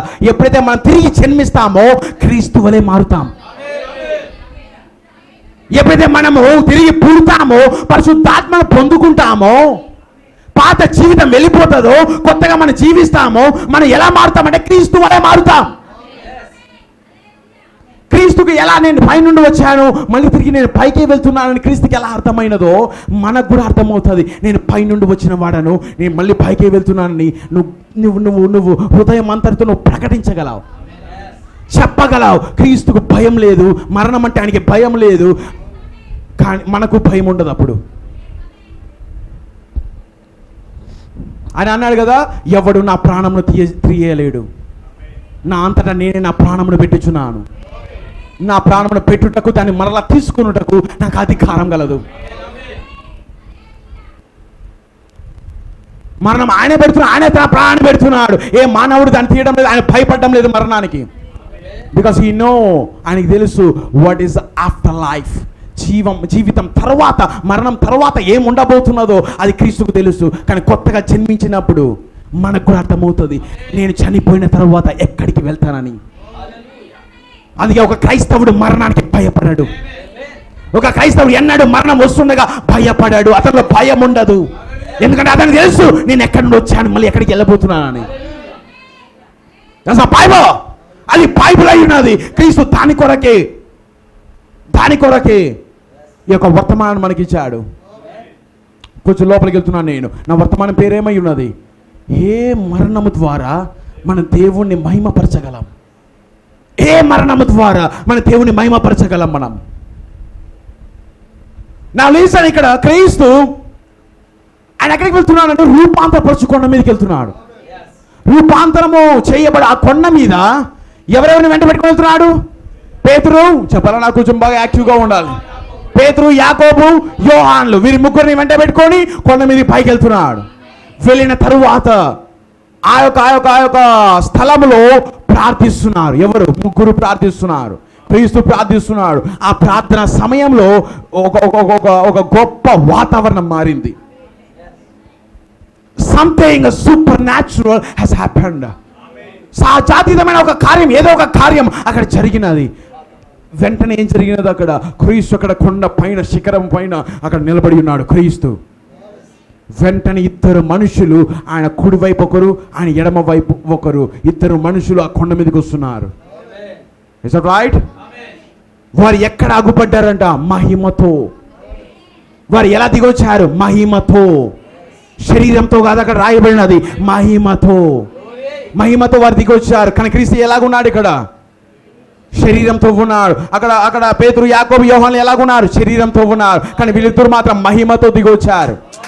ఒకరు ఎవరు? ఏలియా. ఒకరు మోషే, ఒకరు ఏలియా. మధ్యలో ఎవరున్నారు? క్రీస్తు. నౌ లిసన్, మోషే ఎవరై ఉన్నాడు? ఎవరికి సాదృశ్యమై ఉన్నారు? మరణించి తిరిగి లేపబడి ఆ తర్వాత కొనిపోబడిన వారికి సాదృశ్యమై ఉన్నాడు. మరణించి తిరిగి లేపబడి ఆ తర్వాత ఆ పైకి కొనిపోబడడం మోషేల జీవితంలో అదే జరిగింది. మోషే ఎన్ని సంవత్సరాలు ఆయన పరిచర్య చేశాడు? 120 సంవత్సరాలు ఆయన ఒక లైఫ్ టైం. 120 సంవత్సరాలు ఆయన పరిచర్య చేశాడు. 40 సంవత్సరాలు ఐగుప్తులో ఉన్నాడు, పెరిగాడు చిన్నప్పటి నుండి. 40 సంవత్సరాల తర్వాత అరణ్యానికి 40 సంవత్సరాలు వెళ్ళిపోయాడు. అరణ్యంలో 40 సంవత్సరాలు అక్కడే ఉండి వివాహం చేసుకొని పిల్లలు కన్నాడు. ఆ తర్వాత 40 సంవత్సరాలు ఉంది. ఇంకా మొత్తం 40 ఎంత? 120 సంవత్సరాలు. మొదటి 40 ఎక్కడ ఆయన చేశాడు? ఐగుప్తులో చిన్నప్పుడు ఆయన ఎదిగాడు. అక్కడ నుండి మళ్ళీ మరొక 40 ఎక్కడ? అరణ్యంలో భార్య పిల్లలు. అంతేనా? ఆ 40 సంవత్సరాల ముగింపులో దేవుడు కలుసుకున్నాడు కొండ దగ్గర. ఇప్పుడు ఎన్ని సంవత్సరాలు మిగిలినది ఆయనకు? 40 సంవత్సరాలు. ఎవరిని బయటికి తీసుకొస్తున్నాడు? 40 సంవత్సరాలలో ఇజ్రాయెల్ను బయటికి తీసుకొస్తున్నాడు. అంటే మోషే యొక్క అసలైన పరిచర్య ఎప్పుడు మొదలైంది? 80 సంవత్సరాలు అప్పుడు. ఏమన్నా ఇది ఎక్కడ చెప్పబడుతున్నది? 40 ఎక్కడ చెప్పబడుతున్నది? అపోస్తలుల కార్యం చదవండి. అపోస్తలుల కార్యంలో అక్కడ మాట్లాడబడుతున్న 40 340s. ఏమన్నా ఆ 340s లో 120 సంవత్సరాలు మోషే బ్రతికిన తర్వాత ఎప్పుడైతే 40 సంవత్సరాలు అయిపోతున్నదో, 120 సంవత్సరాలు ఎప్పుడైతే అయిపోతున్నదో దేవుడు మోషే ఎదుగు వచ్చాడు. మోషే ఆ కొండ వెనక్కి వెళ్ళి చచ్చిపో. మోషే ఆ కొండ వెనక వెళ్ళి మరణించు. మరణము మనం అనుకుంటే వచ్చేదా? కానీ దేవుడు ఎందుకు మోషేకు నువ్వు వెళ్ళి చనిపోతున్నాడు? దేవుడు ఏమైనా సూసైడ్ చేసుకోమంటున్నాడా? Tell me. No sir, no. దేవుడు మోషేకేమని చెప్పాడు? నువ్వు వెళ్ళు మరణించు. కానీ 120 సంవత్సరాలు అతనికి ఒక్క జబ్బు కూడా రాలే, అతని మోకాళ్ళు వెళ్ళిపోలే, ఆయనకి వ్యాధి రాలే, ఆయనకి ఎన్నడూ ఆయన చుట్టూ నెరవలేదు. ఆయన ముసలివాడిగా ముడతలు పడిపోయి ఏదో కుంటుకుని నడవడం లేదు. ఇజ్రాయెల్ 40 సంవత్సరాలు అక్కడ తిరిగారు, ఏ ఒక్క జబ్బు వారి యొద్దకు రాలేదు. మోషేకు అంటే మోషే లైఫ్ లో దేవుడు వెనకాల నడిపిస్తున్నాడండి.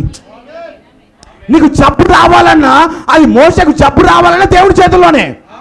దేవుడు ఏ జబ్బును అక్కడ నీకు క్యాన్సర్ వస్తుంది, నువ్వు చనిపోతావని చెప్పడం లేదు మోషేకు. ఒక జబ్బు ద్వారా నువ్వు చనిపోతావని మోషేకు చెప్పడం లేదు. కానీ దేవుడు ఏమన్నాడు? You have to die now. Time వచ్చింది, సమయం వచ్చింది, నువ్వు ఇప్పుడు చనిపోవాల్సింది. ఎందుకు? నెక్స్ట్ ఎవరు రాబోతున్నారు? యెహోషువ రాబోతున్నాడు. యెహోషువ పరిచర్య రాబోతున్నది. యెహోషువ కంటే మునుపు నువ్వు ఉండడానికి వీల్లేదు, నువ్వు వెళ్ళి చచ్చిపో.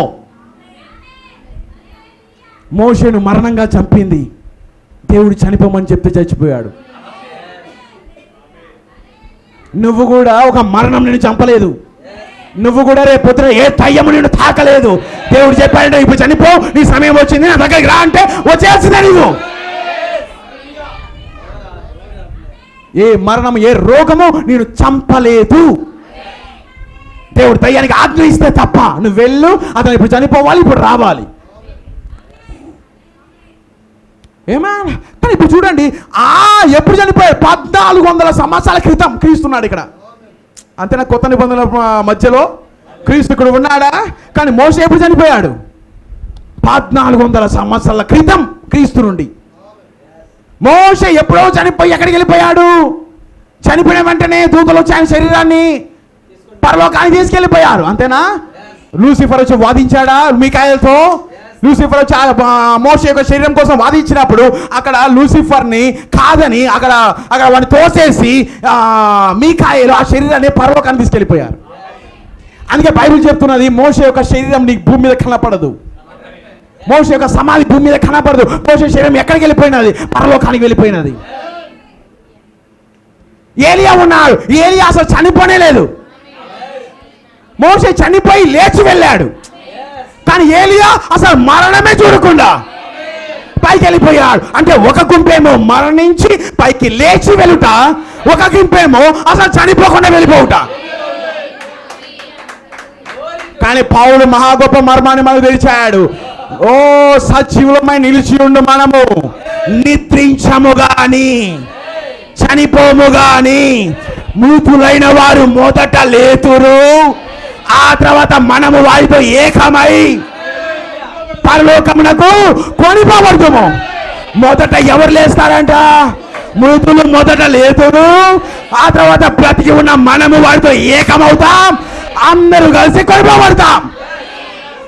ఈ కాలంలో అదేనా పౌలు చెప్పింది? అంటే ఇక్కడ మృతులు లేచేది ఎవరో కాదు, మోషే లాంటి వాళ్ళు. అంతేనా కాదా? ఇప్పుడు లలిత ఎవరు కాదు, ఏ గుంపు తెలుసా? ఏ గ్రూప్ తెలుసా? మోషే గ్రూప్. మీకు అర్థమవుతున్నది? మోషే గ్రూప్. మోషే ఇక్కడికి వచ్చాడు, ఏలియా ఇక్కడికి వచ్చాడు. మోషే ఎలా చనిపోయి లేచాడా? మోషే చనిపోయి పూర్తంలో లేచి మళ్ళీ పరలోకానికి వెళ్ళాడు. ఏలియా అస్సలు చనిపోకుండా అలానే వెళ్ళిపోయాడు. అంటే ఇప్పుడు లలిత గారు మన మధ్యనే ఉండింది, మన మధ్యనే తిరిగింది. ఆమెను ఏమనుకున్నామంటే మనము ఈమె మరణం చూడకుండా ఎత్తబడుతుందని మనం అనుకున్నాం. కానీ దేవుడు అన్నాడు, నువ్వు ఆ గుంపులో పోతూ నువ్వు మోషే గుంపుకు రా. మీకు అర్థమవుతున్నదా? నువ్వు ఏలియా గుంపు వద్దు, నువ్వు మోషే గుంపుకు రా. ఈ కాలపు ప్రవక్త కూడా మోషే గుంపే. పౌలు దగ్గర ఉండే పౌలు, ఐరేనిషియా, Martin, Columba, Luther, John Wesley ఉన్నారా? మార్టిన్ లూథర్, జాన్ వెస్లీ, ఆ తర్వాత విలియం బ్రెన్హామ్, వీరందరూ మా గొప్ప ప్రవక్తలు, వీళ్ళు మా గొప్ప సంఘ పెద్దలు. వీళ్ళందరూ ఎక్కడ ఉన్నారు? ఇప్పుడు సమాధిలో చనిపోయి ఉన్నారు, సమాధిలో మరణించున్నారు. వీళ్ళందరూ ఎప్పుడు లేస్తారు? కడబూరం మోగగానే ఈ శరీరం, మన శరీరంలో మార్పు పొందును. ఆ కడబూరం మోగగానే ఎవరు లేస్తారు? లలితమ్మ లేస్తుంది. లలిత సిస్టర్ లలిత గారు ఈమె ఆ గుంపుతో పాటు పైకి లేస్తుంది. ఈమె ఎవరు? ఇప్పుడు చనిపోయింది మోషేలాగా. రేపొద్దున ఆమె మోషేలాగా లేస్తుందా? కానీ ఏలియా ఇక్కడ మనం ఉన్నాం. ఏలియా ఎవరు? మనం చనిపోం. ఏలియా లాగా మరణం చూడకుండా ఎత్తబడతాం. కానీ ఇప్పుడు మనం ఎవరితో ఏకమవుతామంట? ఈ ఏలియా గుంపులో ఉన్న మనము మోషే గుంపులోని లలిత ఆంటీతో, మోషే గుంపులో ఉన్న ఈ లలిత ఆంటీతో ఏకమై మనం అప్పుడు ఎత్తబడతాం. ఆమేన్. ఇక్కడ ఎవరు? మోషే. ఇక్కడ ఏలియా. మధ్యలో ఎవరున్నారు? క్రీస్తు. గ్రేట్ మిస్టరీ, గొప్ప మర్మం ఇది. అందుకే ఇవన్నీ ఎరిగినప్పుడు, ఈ యొక్క బయలుపాటు మనం కలిగి ఉన్నప్పుడు, మనము ఇతరుల వలె నిరీక్షణ లేని వారి వలె దుఃఖపడము. ఎందుకు? మనకు తెలుసు కొద్ది సంవత్సరంలోనే, నేను చెప్పగలను దాన్ని, త్వరలోనే ఆయన రాబోతున్నాడు. శరీరముతో, భౌతిక శరీరంతో ఆయన మధ్యాకాశాన్ని రాబోతున్నాడు. త్వరలో రాబోతున్నాడా భౌతిక శరీరంతో? మళ్ళా ఆయన వచ్చినప్పుడు ఏం జరుగుతుంది? మనం వారితో ఏకమై ఆరోహణమై మరి క్రీస్తుని ఎదుర్కొనుటకు మధ్యాకాశంలో వెళ్ళబోతున్నాం. ఈ మిస్టరీనే ఇప్పుడు జరుగుతున్నాం. ఈ జరగబోతున్న ఈ కార్యాన్ని క్రీస్తు ఆల్రెడీ అక్కడ కొండ మీద చూపించాడు. ఇదిగో మోషే ఇక్కడ వచ్చాడు. హానుకు రావచ్చుగా, లేకపోతే సమయలు రావచ్చుగా, లేకపోతే ఇంకా ఎంతోమంది ప్రవక్తలు ఉన్నారుగా, ఎలీషా రావచ్చుగా, ఎవరైనా చాలా మంది ఉన్నారు. కానీ వీళ్ళు మాత్రం ఎందుకు వచ్చారు? ఈ కాలంలో జరగబోతున్న దానికి ముందు ప్రదర్శన, ముందుగా చూపిస్తున్నాడు. తెస్సలోనికలు, మొదటి తెస్సలోనికలు అవన్నీ రాయబడి ఉన్నది. If you know the Bible, if you know the scriptures, మీకు లేఖనాలు తెలిసినట్లయితే బైబిల్ ఇవన్నీ రాయబడ్డాయి. ఇక్కడ మోషే ఉన్నాడు, ఏలియా ఉన్నాడు. ముందర ఎవరున్నారండి? పేతురు, యాకోబు, యోహాన్లు, ముగ్గురు ఉన్నారు. వీరు ఉన్నప్పుడు వీరు ఏమంటున్నారు? అక్కడికి వచ్చి వారు మేల్కొని ఆ సహజాతీతమైన వాతావరణంలో దాన్ని చూచి, ఓ ఏలినవాడా, మనం ఇక్కడ ఉండుట మంచిదయ్యున్నది. ఇప్పుడు ఏలియాకొకటియు అంటున్నారా, మోషేకొకటియు, నీకొకటియు, 3 పర్ణశాలలు కడతామంటే మేఘము చేయమంటున్నది, నోరు మూయండి అని ఏం చెప్తున్నాడో అది వినుడి. ఈయన మాట వినుడి, ఈయన నా ప్రియ కుమారుడు, ఈయన మాట వినుడి. మీరు ఏ పడితే చేయబాకండి, ఆయన ఏం చెప్తాడో అది చెయ్యండి. నాకు చెప్పండి, ఒక మాట చెప్పండి. ఈయన వచ్చి ఏలియా వచ్చి మోషే ఏలియాలు వచ్చారా, వచ్చి మాట్లాడిన తర్వాత వెంటనే వాళ్ళు చూచి, హలో ఎవరు మీరు, God bless you brother, what's your name, మీ పేరేంది? ఓ హాయ్ సార్, నా పేరు పేతురు. మీ పేరు? ఏలియా వచ్చి యోహాను వచ్చి, hello sir God bless you, నా పేరు వచ్చి యోహాను, నా పేరు వచ్చి గాడ్ బ్లెస్. ఓకే, మీరు ఎప్పటి నుండి క్రీస్తుని వెంబడిస్తున్నారు, మీరు ఎవరు, మీరు అంతా అనేసి ఏమైనా పరిచయాలు ఏమైనా చేసుకున్నారా? లేకపోతే పరిచయం, హలో నేను ఏలియా, హలో నేను మోషే అని ఏమైనా పరిచయం చేసుకున్నాడు అక్కడ? వాళ్ళు వచ్చారు, ఎవరితో మాట్లాడుతున్నారు? క్రీస్తుతో మాట్లాడుతున్నారు. దేని గురించి మాట్లాడుతున్నారు? ఆయన చనిపోవుట. ఒక వారంలో ఆయన చనిపోతున్నాడు. అక్కడ ఆయన మరణం గురించి అక్కడ సంభాషిస్తున్నారు.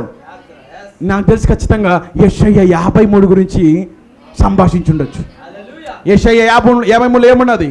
ఆయన మరణం గురించి రాయబడి ఉన్నది, క్రీస్తు యొక్క మరణం గురించి ప్రవచించబడినది. వారు ఆ లేఖనాలన్నీ కూడా ఆయన మాట్లాడుతూ ఉండొచ్చు. అవునా, నిజమేనా? కానీ నా ప్రశ్న ఏంటంటే ఇక్కడ వీళ్ళ పేర్లు ఎలా తెలిసాయి? మీకు అర్థమవుతున్నదా? పేతురు, యాకోబు, యోహాన్లు ఏమని చెప్పారు అక్కడ? నీకొకటి, మోషేకు ఒకటి, ఏలియాకు ఒకటి, 3 పరీక్షలు కడదామంటే వారి పేర్లు ఎలా తెలిసాయి వీళ్ళకు? మోషేని ఎప్పుడైనా ఫోటోలు చూసారా వాళ్ళు? మోషే ఏమైనా కెమెరాలు ఏమైనా తీసి ఫోటోలు ఏమైనా పబ్లిష్ చేశారా న్యూస్ పేపర్లో? ఏలియా యొక్క ఫోటో ఏమైనా పబ్లిష్ చేశారా? అందరికీ ఏమైనా తెలిసిందా?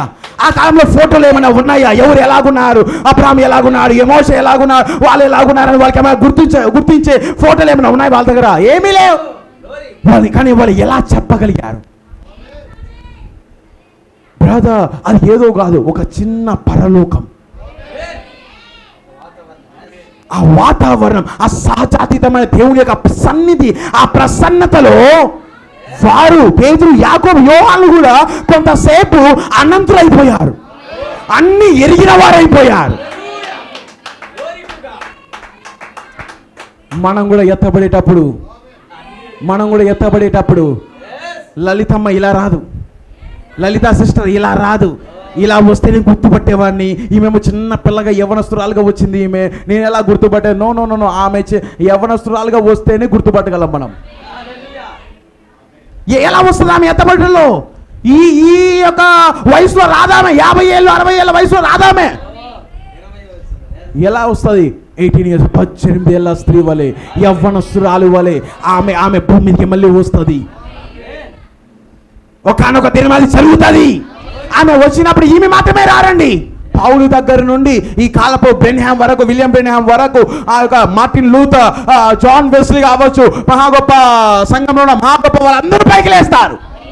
వారు లేచినప్పుడు వారిని వీళ్ళెవరు అని మనం అక్కడ తడపడం, వీళ్ళెవరు అని కన్ఫ్యూజ్ లో ఉండం. మనకు ఆ యొక్క సన్నిధిలో, ఆ వాతావరణంలో మనకు అర్థమైపోతుంది. ఈయన పౌలు, ఈయన పేతురు, ఈయన యోహాను. ఎలా ఉన్నావు యోహాను గారు, పౌలు గారు? అలా గుర్తుపడతాం మనం. ఒక వచ్చి మనకు చెప్పాల్సిన పని లేదు. అలాంటి వాతావరణం, అటువంటి మహా గొప్ప సంఘటన ఈ దినములలో ఒక దినమున జరగబోతున్నది. ఏమన్ యు అండర్స్టాండ్ సంథింగ్? మీ అందరికి అర్థమవుతున్నా నేను మాట్లాడుతున్నాను? నా ప్రశ్న ఏంటో చెప్తాను వినండి. నా ప్రశ్న ఏంటంటే ఇక్కడ మోషే ఎంతకాలం క్రితం ఉన్నాడు? 14 ఏళ్ల క్రితం ఉన్నాడు. 1400 సంవత్సరాల క్రితం అతను బ్రతికాడు, చనిపోయాడు, లేపబడ్డాడు, వెళ్ళిపోయాడు. ఏలియా ఎప్పుడు వచ్చాడు?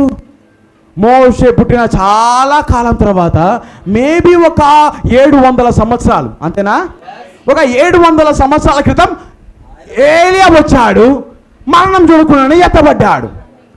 అంటే మోషే మొదటివాడా, ఏలియా మొదటివాడా? మోషే ముందున్నవాడు. ఆ తర్వాత ఎవరున్నారు? ఏలియా ఆ తర్వాత వచ్చాడు. కానీ వీళ్ళు ఎలా ఒకే దగ్గర వచ్చారు? మళ్ళీ వీళ్ళందరూ ఒకేసారి ఎలాగొచ్చారు? వీళ్ళిద్దరూ ఎక్కడ కలుసుకున్నారు అసలు? వీళ్ళిద్దరూ మళ్ళీ రావడం ఏంటి అసలు?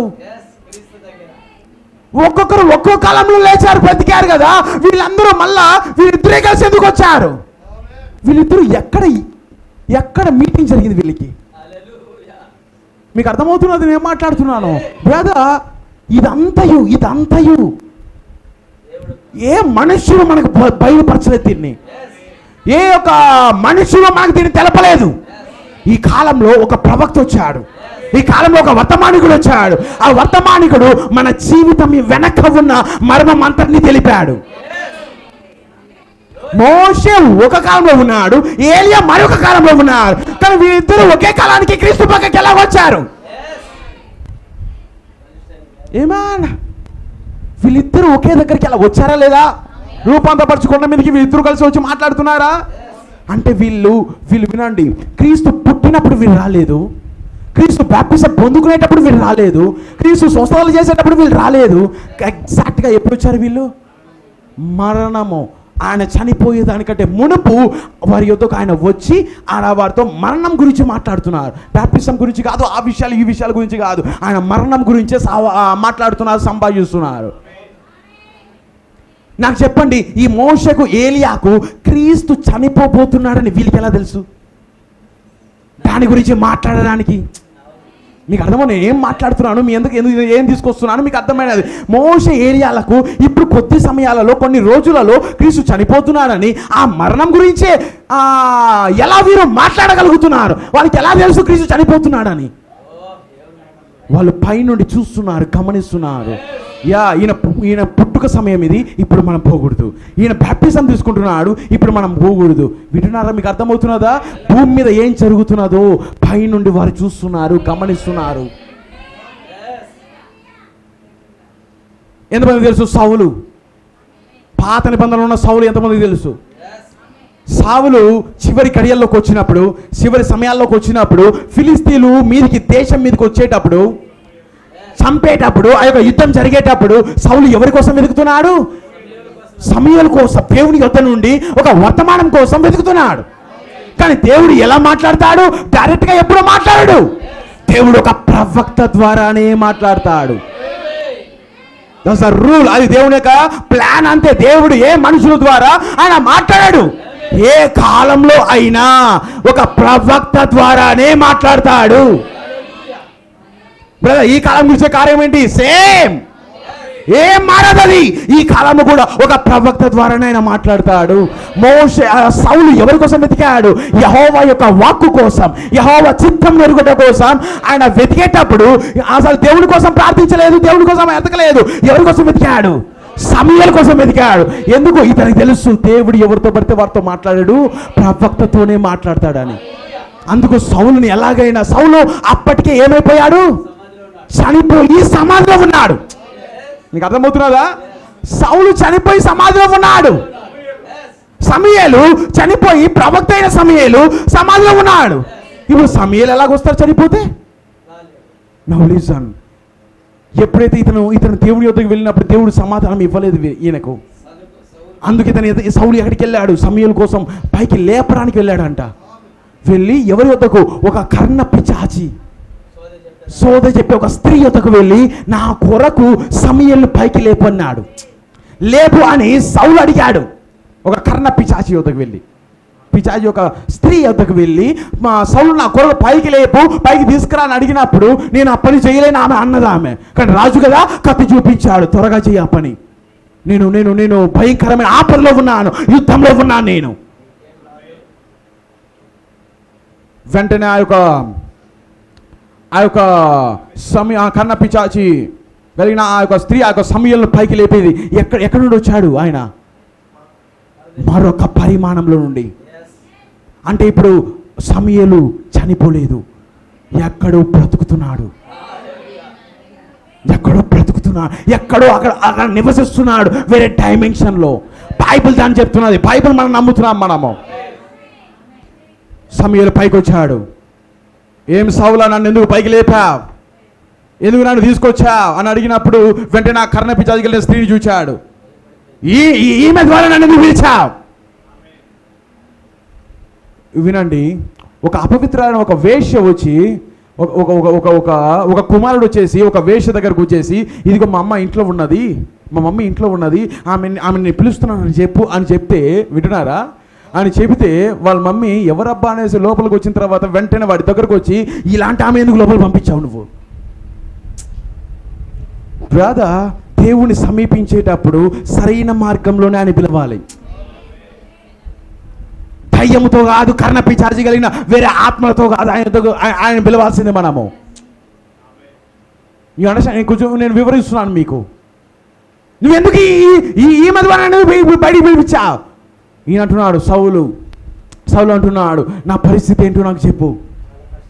నేను చాలా యుద్ధంలో ఉన్నాను, రేపు ఏం జరగబోతున్నదో, యుద్ధంలో నేను గెలుస్తానా లేదా అని దేవుని అడిగితే ఆయన ఏమి జవాబు చెప్పడం లేదు. నువ్వు చెప్పు అన్నప్పుడు ఆయన భూమి మీద ఉన్న ప్రవక్తనే చనిపోయి అవతల పరిమాణంలో అవతల గట్టులో ఉన్నా కూడా అతను ప్రవక్తనే. భూమి మీద ఉన్నప్పుడు భూత వర్తమాన భవిష్యత్ కాలం చెప్పేవాడు, ఇప్పుడు కూడా భవిష్యత్తులో ఏం జరగబోతుందో చెప్తున్నాడు. అంటే నేనేం చెప్తున్నాను అంటే, నీ శరీరం ఒకటే మార్చబడుతుంది కానీ నీ క్యారెక్టర్, నీ యొక్క పొజిషన్, నువ్వు భూమి మీద దేవుడు నిన్ను ఎలా పెట్టాడో అది మాత్రం మారదు. దేవుడు నిన్ను భూమి మీద ఒక బోధకుడిగా పెడితే అక్కడ కూడా నువ్వు బోధకుడిగానే ఉంటా. నువ్వు భూమి మీద ఒక విశ్వాసిగా పెడితే నువ్వు కూడా అక్కడ విశ్వాసిగానే ఉంటా. భూమి మీద నువ్వు ఒక ప్రవక్తగా ఉంటే అక్కడ కూడా నువ్వు ప్రవక్తగానే ఉంటా. నువ్వు ఇక్కడ పాటలు పాడేవాడిగా ఉంటే నువ్వు అక్కడ కూడా పాటలు పాడేవాడిగానే ఉంటా అన్నాడు. రేపు ఇదే సమయానికి నీవును నీ కుమారులు నాతో కూడా ఇదే స్థలంలో నాతో పాటు ఉంటారు. వాడి సార్ నేనేమంటున్నాను, చనిపోయిన తరువాత అయినా కూడా సమూయేలు ప్రవక్తగానే ఉన్నాడు. పుట్టక మునుపు సమూయేలు ప్రవక్తనే, భూమి మీద ఉన్నప్పుడు ప్రవక్తనే, చనిపోయిన తర్వాతను ప్రవక్తనే. లలిత సిస్టర్ పుట్టక మునుపు విశ్వాసే, భూమి మీద ఉన్నప్పుడు విశ్వాసే, చనిపోయిన తర్వాత కూడా విశ్వాసే.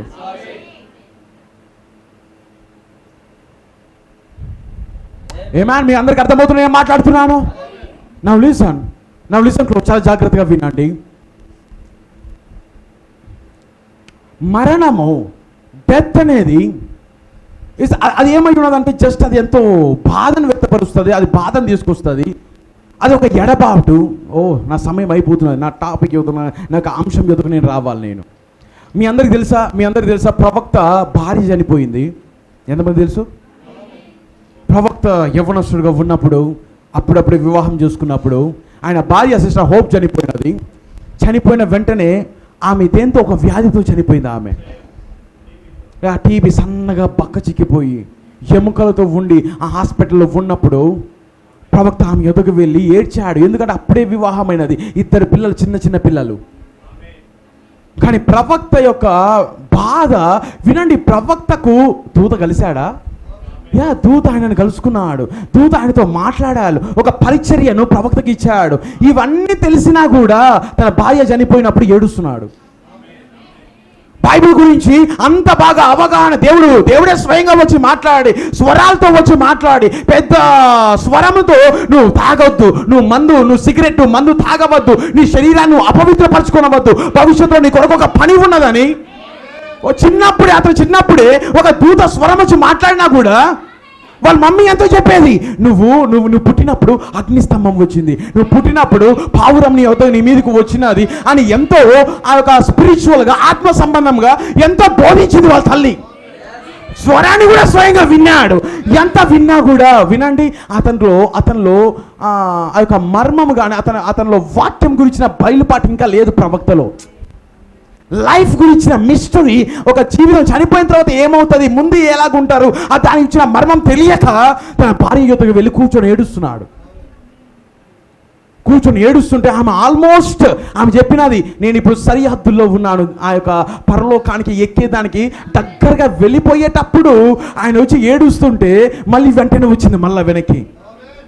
నీకు అర్థమవుతున్నదా? ఆమె చనిపోయి ఇంకా లాస్ట్ ఇంకా అవతల గంటలో అడుగు పెట్టబోతుంది, ఇంకా లాస్ట్ ఒక పల్స్ కొట్టుకుంటున్నది. అది ఇంకా కొంచెంసేపు ఒక సెకండ్ ఉంటే ఆ పల్స్ ఆగిపోయి ఆమె అక్కడ అడుగు పెట్టేసేది. కానీ ప్రవక్త ఆమె చేయి పట్టుకొని ఎంతో ప్రేమించేవాడు కదా. ఎంత పక్క చిక్కిపోయినా, వికారంగా ఉన్నా కూడా ఆమెను ఎంతో ప్రేమించాడు.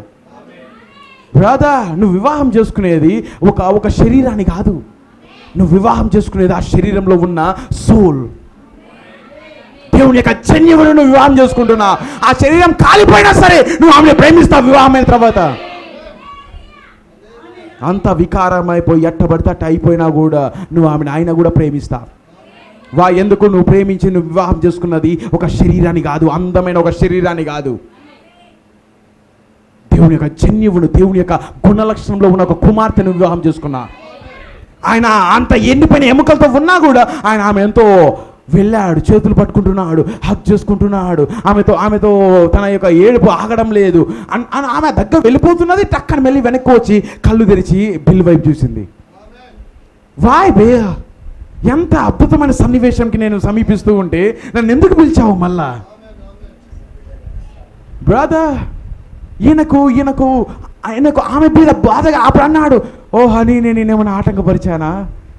ఏమన్నా అభ్యంతరం ఏమన్నా పరిచానా? లేదు, నీకు తెలుసు కదా ఆ స్థలం ఎంత అద్భుతంగా ఉన్నదో. నేను అక్కడికి వెళ్ళిపోతుంటే ఇప్పుడు నన్ను పిలిచా అన్నప్పుడు ఆయనకి దుఃఖం ఆగడం లేదు, బాగా ఏడుస్తున్నాడు. అంటున్నాడు, నువ్వే కదా, నువ్వు ఒక బోధకుడివే కదా, నువ్వు ఎంతో బోధించావు కదా, ఇమ్మోర్టాలిటీ, ఆ ప్రాంతం గురించి, ఆ స్థలం గురించి నువ్వు ఎంతో వివరించావు కదా, నువ్వు ఎందుకు బాధపడుతున్నావు? ఆ స్థలం ఎంత అందంగా ఉంటుంది, నేను ఇలా ఉండను అక్కడ, ఓ యవ్వన స్త్రీగానే మారబోతున్నాను నేను అని ఆయనకు ధైర్యం చెప్తుంది ఈమె. ఎవరు ధైర్యం చెప్పాలా? బాధలో ఉన్న వారికి, బాగున్న వారే ధైర్యం చెప్పాలా చనిపోయేవారికి.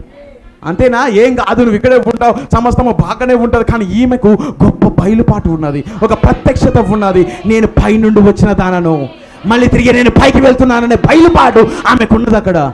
ఎందుకు ఏడుస్తున్నావు? ఎందుకు ఇలాగున్నా? నువ్వు ఎన్నాడు నా కోసం ఏడబాక, అది చాలా అద్భుతంగా ఉన్నది, చాలా అద్భుతంగా ఉన్నది. నేను యవ్వన స్థితిలోకి నేను మారుతున్నాను. నేను అక్కడ నా మాట విను, నువ్వు ఈ వర్తమానం ఆపబాక, ఈ వర్తమానం నువ్వు బోధించుకుంటూనే వెళ్ళు. నాకు ప్రామిస్ చేయి, నాకు వాగ్దానం చేయి, నువ్వు బోధించే బోధను బోధించుకుంటూ వెళ్ళు. ఒక మంచి అందమైన వినయం కలిగిన ఒక స్త్రీ వివాహం చేసుకో, నాకు వాగ్దానం చేయి. నువ్వు ఒంటరిగా ఉండదు, నువ్వు సింగిల్గా ఉండొద్దు, పిల్లల్ని చూసుకునేడానికి నువ్వు వివాహం చేసి. ఇవన్నీ మాట్లాడిన తర్వాత కూడా ఆమె చనిపోయినది. ఆమె చనిపోయిన తర్వాత ఆ యొక్క గ్రేవ్ యార్డ్లో ఆమెని సమాధి కూడా చేసేశారు. సమాధి చేసినారు. ఇంటికి వచ్చిన తర్వాత బెడ్ మీద పండుకోలేకపోతున్నాడు. అసలు నిద్ర రావడం లేదు, ఒంటరితనం అయిపోయినది ఇంటిలో. ఓ బ్రదర్, సాటి అయిన సహాయము ఎంత ప్రాముఖ్యం తెలుసా? ఒక ఫ్యామిలీలో ఆమె ఉండడం, ఒక స్త్రీ ఒక ఇంటిలో ఉండడం, అది ఎంత ధైర్యం ఇస్తుంది తెలుసా? అది సాటి అయిన సహాయము. ఒంటరిగా ఉన్నాడు. ఎవరున్నారు పక్కన? బిలీ పాల్ కొడుకున్నాడు, చిన్న కూతురుంది షారోన్ రోజ్. ఆమె కూడా ఎక్కడ ఉన్నది? కొంచెం అనారోగ్యంతో ఉన్నది, బాగా అయిపోతుంది అనుకున్నాడు.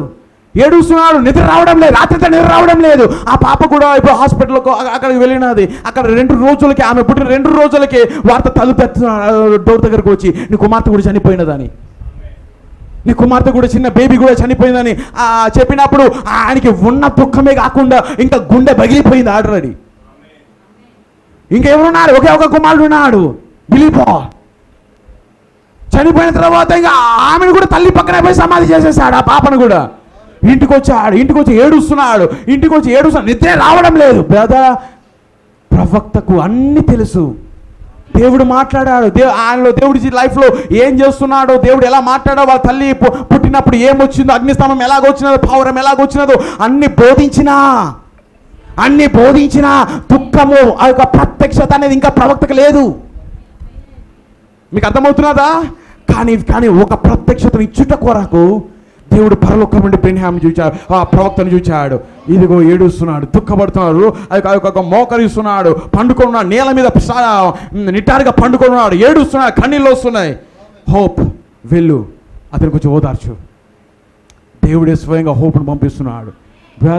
భర్తను ఓదార్చేది, కొంచెం కంఫర్ట్ ఇచ్చేది, ఆదరణ ఇచ్చేది భార్య తప్ప మరొకటి కాదు.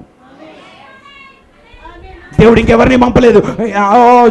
షారోన్ రోజ్ లేకపోతే ఆ యొక్క తల్లిదండ్రుల్లో ఎవరో ఒకరిని పంపలేదు. అక్కడ భార్యను పంపిస్తున్నాడు, వెళ్ళు, అతని చేతిని పట్టుకో, ఆమె కొంచెం ఆదరణ ఇవ్వన్నప్పుడు వెంటనే ప్రవక్త అక్కడ నిలబడిన వాతావరణం మారిపోయింది.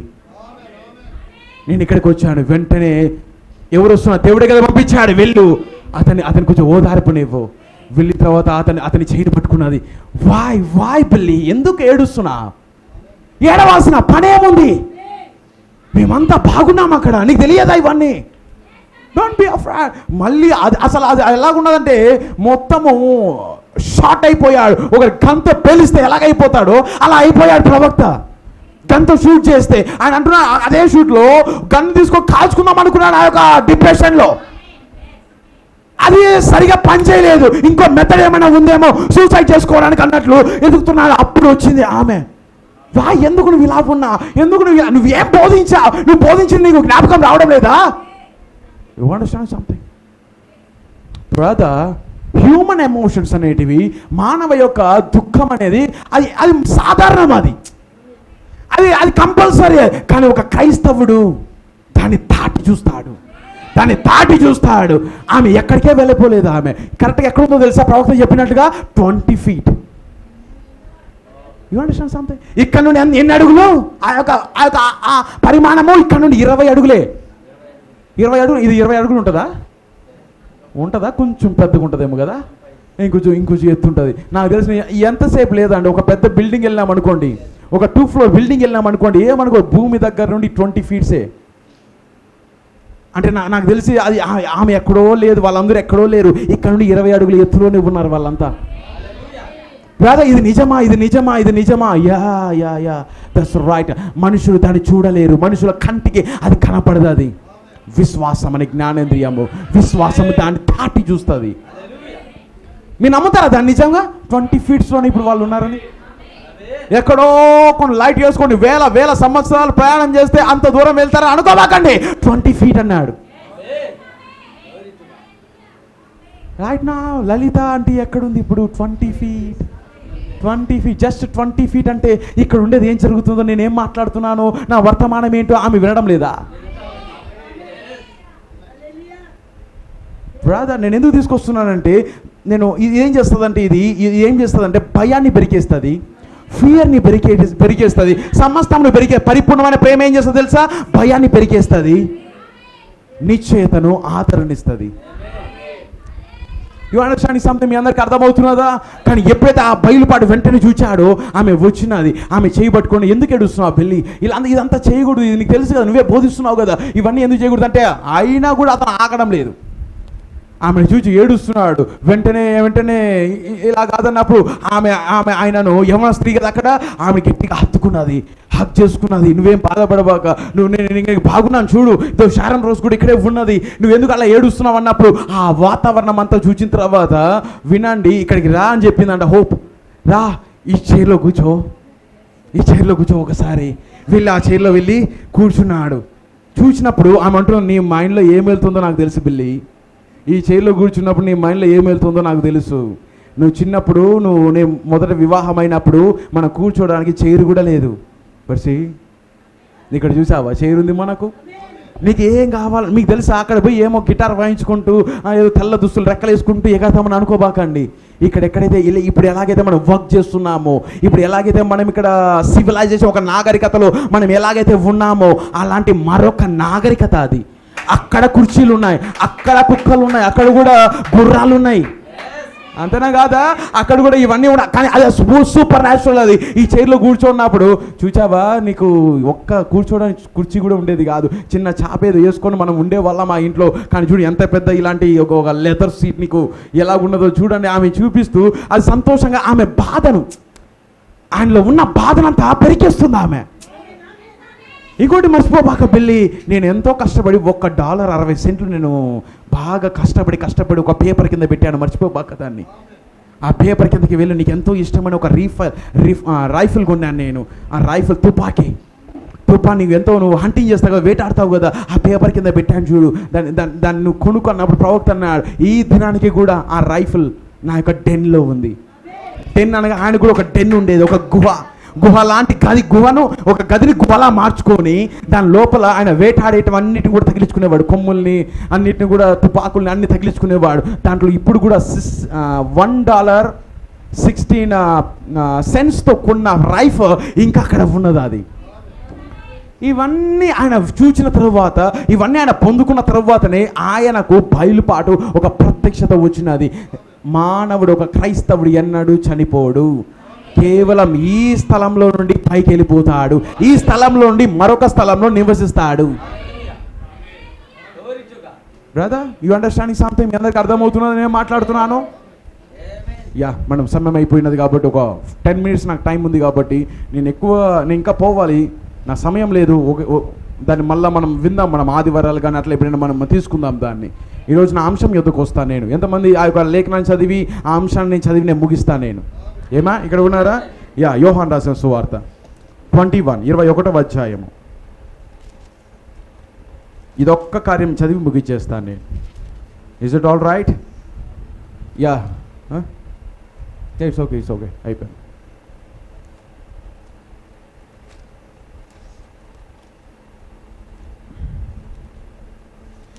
యోహాను 21:14 ఇది నేను చదివేసి నేను ముగిస్తాను నేను. ఇక్కడే నా యొక్క టైటిల్ ఉంది, నా యొక్క వర్తమాన పేరు ఉన్నది. ఓకే, తీసారు ప్రతి ఒక్కరు? యోహాను రాసిన సువార్త 21వ అధ్యాయము 14వ వచనం నుండి. యేసు మృతుల్లో నుండి లేచిన తరువాత శిష్యులకు ప్రత్యక్షమైనది ఇది 3వసారి. ఇప్పుడు క్రీస్తు ఎప్పుడున్నాడండి? చనిపోయాడు, తిరిగి లేచాడు. ఇప్పుడు ఎవరితో సహవాసం చేస్తున్నాడు? శిష్యులతో. అక్కడ ఉన్న శరీరం ఏంటి? మహిమా శరీరం, మామూలు శరీరం కాదు. తిరిగి లేచిన తర్వాత మహిమా శరీరంలో ఉన్నాడు. కానీ రూపాంతరపరచుకోవడం మీద ఏ శరీరం? అది కూడా మహిమా శరీరమే. కానీ శరీరంతో కొంత చూపించి మళ్ళీ ఆ మహిమా శరీరం వెళ్ళిపోయినది. కానీ ఇక్కడ నిజంగా అక్కడికి వచ్చేసాడు. కింద వెళ్దాం. వారు భోజనం చేసిన తర్వాత యేసు సీమోను పేతురును చూచి, ఎవరిని చూచి? సీమోను పేతురును చూచి, యోహాను కుమారుడవైన సీమోను అంటే యాక్చువల్గా అతని పేరు దేవుడిని మార్చాడా లేదా? దేవుడు బ్రతికుండగానే నీవింకా సీమోను అనబడవు కానీ పేతురు అని అనబడదు అని చెప్పాడా? కానీ చనిపోయి లేచిన తర్వాత ఎందుకు పేతురు అనలేదు? పాయింట్ అర్థమవుతున్నదా? పేతురు అనలేదు. దేంతో పిలిచాడు? పాత పేరుతోనే పిలిచాడు. ఎందుకు? ఇంకా అతను పరిశుద్ధాత్మను పొందుకోలేదు. దేవుడు తృణీకరించాడు. దేవుడు ఇంకా పాత జీవితంలోనే ఉన్నాడు. అన్నాడా లేదా? నువ్వు క్రీస్తుతో ఉన్నవాడు కదా అన్నప్పుడు నేను కాదు నేను ఆయన ఎవరో నాకు తెలియదు అన్నాడు. అంటే దాని అర్థం ఏంటి? పాత సీమోను ఇంకా చనిపోలే. మీకు అర్థమవుతున్నది? పాత సీమోను ఇంకా చనిపోలే పేతురు రావడానికి. పేతురు ఎప్పుడు వస్తున్నాడు? మేడగదిలో పరిశుద్ధాత్మను పొందుకున్నప్పుడు. అప్పుడు అక్కడ పేతురుగా మార్చబడుతున్నాడు. అందుకే పత్రికల్లో కూడా సీమోను అపోస్తులైన నేను మీకు పత్రిక రాస్తున్నాను కానీ పేతురు అని అపోస్తులైన నేను నేను ఇప్పుడు సీమోను కాదు పేతురు. కానీ ఇక్కడ క్రీస్తు ఏమంటున్నాడు? సీమోను ఎలాగున్నాడు తెలుసా? డిప్రెస్డ్, దుఃఖపడుతున్నాడు. నా దేవుడు నేను ఎలా ఆ యొక్క ఖండింపు, ఆ యొక్క కోసుకోవడం అనేది ఇంకా హృదయంలో ఉంది. నేను ఎలాగో దేవుడు నేను అప్పగించాను. నేను నిజంగా వ్యర్థుడాను. నా లాంటి దుర్మార్గుడు ఇంకోడు ఉన్నాడు. తెలిసి నాకు తెలుసు ఆయన, కానీ నేను కాదని చెప్పాను నేను ఆయనను. You understand something? కానీ క్రీస్తు ఎంతో ప్రేమతో వచ్చి, యోహాను కుమారుడైన సీమోను, వీరికంటే నువ్వు నన్ను ఎక్కువగా ప్రేమించుచున్నావా అని అడుగగా అతడు, అవును ప్రభువా, నేను నిన్ను ప్రేమించుచున్నాను, నీవే ఎరుగుదు అని ఆయనతో చెప్పాను. yes Lord, I love you, నేను ప్రేమించుచున్నాను. కిందకి వెళ్తున్నాడు చూడండి. యేసు నా గొర్రె ఏమంటున్నాడు? నా గొర్రె పిల్లలను మేపుమని ఆయనతో చెప్పాను. చేపలను పట్టు అని చెప్పలేదు. వెళ్ళి మళ్ళీ సముద్రం వెళ్ళి చేపలు పట్టు అని చెప్పలేదు. నా గొర్రెలను మేపు. నీ మినిస్ట్రీ మారబోతున్నది, నీ పేరు మారబోతున్నది, సమస్తం మారబోతున్నది. కిందకి వెళ్దాం. మరలా ఆయన యోహాను కుమారుడైన సీమోను, నన్ను ప్రేమించుచున్నావా అని రెండవసారి ఆయన అడుగగా అతడు, అవును ప్రభువా, నేను నిన్ను ప్రేమించుచున్నా, నీవే ఎరుగుదు అని ఆయనతో చెప్పాను.